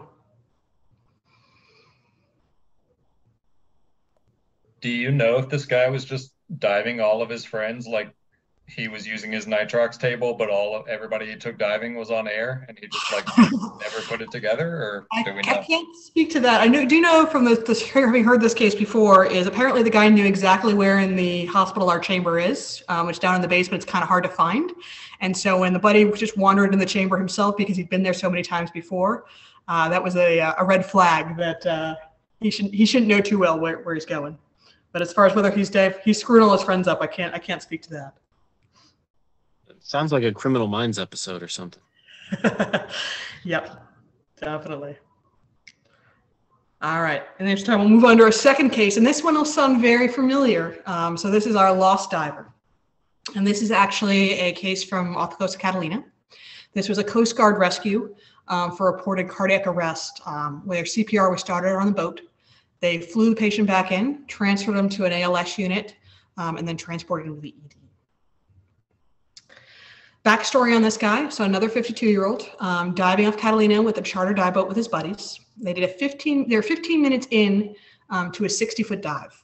And then this guy, the patient, got separated from his 2 dive buddies at that time. The 2 buddies surfaced because they couldn't find the patient. And at that time, they couldn't find the patient at the surface. There was a standby diver on the boat. He went down, and after 60 minutes, they found this guy lying on the bottom, unconscious, with his rag out of his mouth. So got him to the ER. They continued CPR. They checked his ET tube, which looked good. He was in asystole at that time, and they did a couple rounds of CPR, gave him meds, but were unable to resuscitate this patient. And then the autopsy report later down the road concluded that the patient died of drowning. So what do you think happened in this patient? So got lost and then was found on the bottom with his rag out of his mouth, unconscious. What do you think could have happened to him?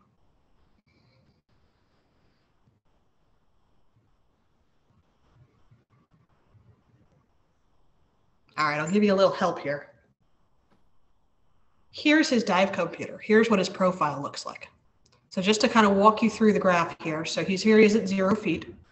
He descends with his buddies down to right about 70, hangs out around 70 for a while. And then about 25 minutes into the dive, he rapidly ends up back on the surface. He descends again, ends up at the bottom, which is about 110 feet. And from 30 minutes to 75 minutes, he's down there. And then that's when he was found by the rescue diver and brought back up to the surface. What do you think could have happened to him? I think he lost his buddies and ran out of air, bolted for the surface, and maybe or maybe not made it. But when the air left his lungs, he wound up back on the bottom. Okay. Like that theory. Any other thoughts? So I'm not sure why he... Mm-hmm. I was going to say, I'm not sure why he ascended so rapidly. Could be several reasons. But maybe he had shallow water blackout on his ascent and then was just unconscious and drifted on down. Yeah, so definitely could have passed out, could have had a medical event underwater, could have had something else go on. So yeah. So this was his X-ray when he got to the ER. And this was while they're actively doing CPR or they're shortly thereafter. So what do you see in this X-ray? How would you interpret this X-ray?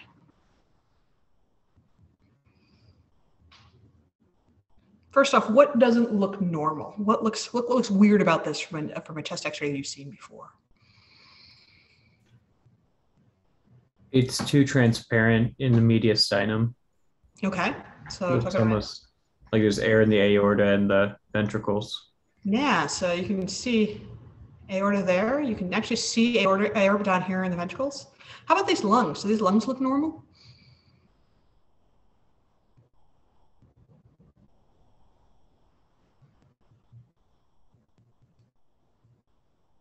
Any thoughts? All right. Well, I'll give you this one. This is also not how lungs normally look, as well. All right. So he was actually, the cause of death on him eventually was found to be a massive HEE. And this is that patient that we talked about, the vapor lock, right? So he had so much air in his circulatory system that he either had cardiovascular collapse as he was coming up to the surface, or he was unconscious and then drowned from when his reg came out of his mouth and he drifted down. This is that patient who all the best CPR in the world's not going to save because they're basically dead when they hit the surface. And so we don't really know what caused him to make that rapid ascent, whether it was medical, whether it was panicked, whether it was a gear failure. But once he was there, he was beyond salvage at that point. And the reason this happened is we talk about Boyle's law, right? So our volume varies inversely with pressure. So as we go down, we're going to pressurize and pressurize and pressurize. And as we come back up, everything's going to start to expand. And so when we have someone who can't expel their gas as they're coming up, that pressure is going to cause, basically like the balloon popping, you're going to cause that overpressurization, and that's going to cause bubbles gets transmitted to the arterial system, but also direct lung injury and barotrauma.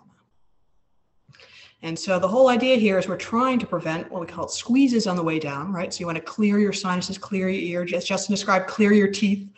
And then on the way up, that's when we have that air that we inhale on the way down, and now that's trying to expand and leave. And so we get pneumothorax, we get the mediastinal emphysema. They were talking about the crackles in the lungs with that previous case, and then a massive HEE. Here's another X-ray, because we like lots of X-rays. So the thing we're looking for in this one is actually the arrow sign, very helpfully providing, and that's the mediastinal air. So you can see that it kind of outlines the heart in that you can see that individual lining of the mediastinal air there. That's what you would look for. And then arterial gas embolism, this is a very simplified version. We now know it's probably a lot more complicated than this, but basically what happens in an AGE is a bubble acts like an embolus. So just like in stroke, when we have thrombus, it's the same kind of process, blocking vessels, causing deficits downstream, and then our symptoms are dependent on location. And those symptoms may be non-dermatomal, non-normal stroke-like distribution, because you may have shower of bubbles, so hitting multiple parts of the brain at once. So you can have basically any neurosymptoms, from unilateral deficits, speech, cerebellar, or even subtle cognitive processes. And that's why you really want to have that good neuroexam. When I'm an ED doc and I have someone who comes in a stroke, I'm doing like the 30-second or 2-minute version of a neuroexam. This is when you're doing the 45-minute neuroexam. So med students, you guys should be very, very good at this by the time you finish med school. You will lose it as you go forward unless you become a neurologist, but we're doing the med student version of the neuroexam. And then the key here, we've talked about this already, is an AGE is going to happen immediately or as long as within a few minutes. So one question, and this is one thing, if you have not take nothing away from this lecture, take away this, is it an AGE or is it DCS? And we look at the diving profile, so ascent versus a depth issue, time of onset, seconds to minutes versus minutes to hours, and then the more common symptoms, looking at kind of which describing our AGE symptoms and our cardiovascular, our pulmonary, our neuro symptoms versus the more common type 1 DCS and our joint pain and our spinal cord. And there definitely can be crossover. So basically any loss of consciousness with neurosymptoms immediately after a dive should be considered an AGE until proven otherwise. And we've already talked about how you treat those. Any questions about case 2?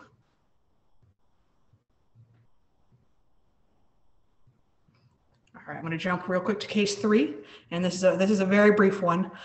This is case 3, which is Craigslist shoppers beware. And so our final case, we have a 40-year-old male who was brought in by a friend after a single dive about an hour prior to arrival. Patient had a loss of consciousness during the dive, and now he's awake, he's alert, he's conversive, but he just feels a little wonky. He feels a little out of it.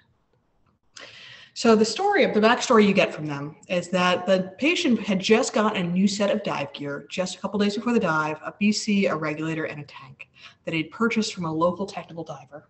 And when he got home, he saw, hey, there's a bunch of gas left in this tank. Let's go diving. So brilliantly that he called his buddy, and they decided to go for a dive the next day.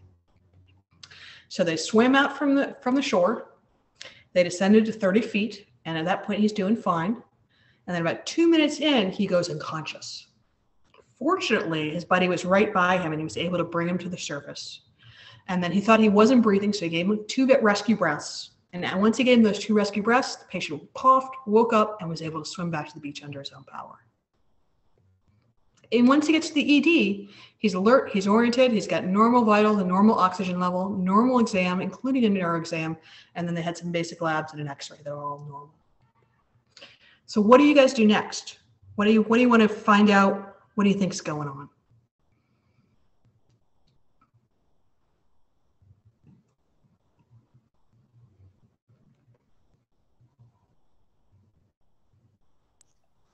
I mean, in terms of history, I want to know what's in the tank. My guess would be oxygen, but that's what I want to find out. Absolutely. What's in the tank? That is a great question. And they did the analysis of the tank, and it's not oxygen. So he was breathing 100% helium. It turns out the diver that he bought from was actually mixing their own gases and managed to sell him something that wasn't what he was planning on. And so what he did is he blacked out during diving.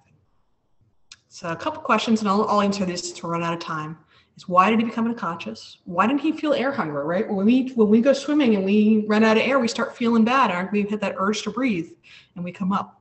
And then this is shallow water blackout is the concern. So this is the best table I've ever found for this one. So the top guy is normal breathing, and the bottom guy is hyperventilating, which is essentially getting the same effect as the helium. In normal breathing, we have our oxygen in the red line and our CO2 in the blue line. And as we hold our breath, CO2 level climbs, and we hit that brain trigger of have to breathe before our oxygen level hits that blackout zone. When you hyperventilate before you hold your breath, you drive your CO2 concentration way down low. And so it takes a while for it to accumulate, and you don't get that urgent need to breathe until you're way out here. But before you get there, you've actually exhausted your oxygen stores, and that's where you get that blackout. And so that's why people get shallow water blackouts, is because you've let your CO2 get too low so it's too slow to recover and trigger your brain to make you breathe. And this is why you'll see swimming pool signs about no breath holding and no hypoxic training in public pools, because it can be deadly. Anything that can cause you to pass out on land can cause you to pass out in the water. Obviously, you have much more dire consequences in that case. All right, very quick. Any questions about those? We talked about DCS, we talked about arterial gas embolism, and then we talked very briefly about shower water blackout. Some of our common a review of some of our common dive injuries. I had a quick question about, let's say you were the dive buddy or a fellow diver during case 2. You find the person with his reg out on the bottom. Because when I did my rescue diver course, I think we were at like, I don't know, 20 feet. So you come to the dive. Oh, where's my camera? You come to the diver. You're like, hey, man, what's going on? You sort of like see if they need help, if they're if they're not responsive, if they're stressed. You kind of latch on. You kind of use the patient's system to control your ascent. During your ascent, you're maintaining airway, making sure if the reg's in their mouth, it stays in their mouth. You're kind of guiding them up, and then you get to the surface. But this guy was at like 100 feet, I think he was, right? So his reg's out. You don't want to go up rapidly with the patient because it's, rescuer safety it always comes first. How would you recommend getting that diver to the top safely for you and as safely as you can for the patient?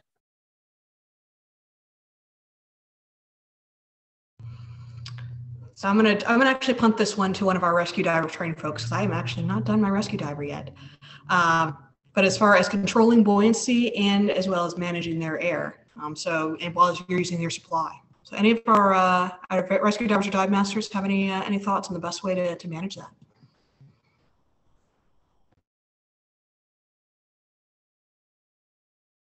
It makes sense when you're not doing a dive that requires a decompression stop or a safety stop. But when you're at like 100 feet, you're not going to risk yourself. And it also, based on Boyle's law, you pump up the patient's air a little bit in their BC at 100 feet, they're cranking by the time they get to the top. They're just flying to the surface. So that's kind of an interesting process. I'm not sure. You'd have to do it very carefully. You have to control your BC, you have to control their BC. And you only have so many hands, and you have to hold, if they're unconscious, you don't want to grab them by the back of the tank so that you're pulling them up with their, head down like this, right? You're going to want to try and make sure that their neck's a little extended so their airway's open.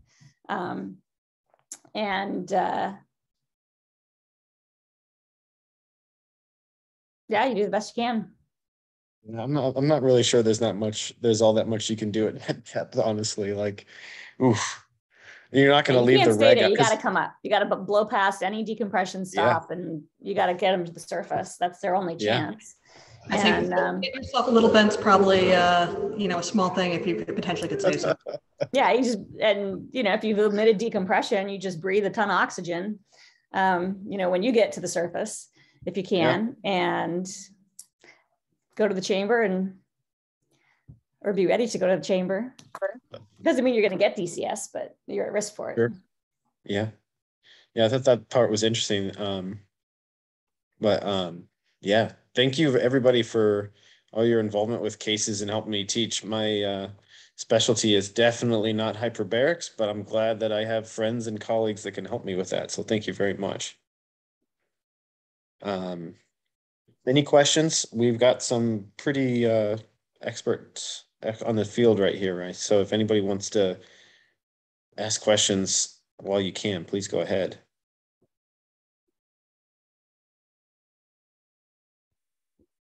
Okay.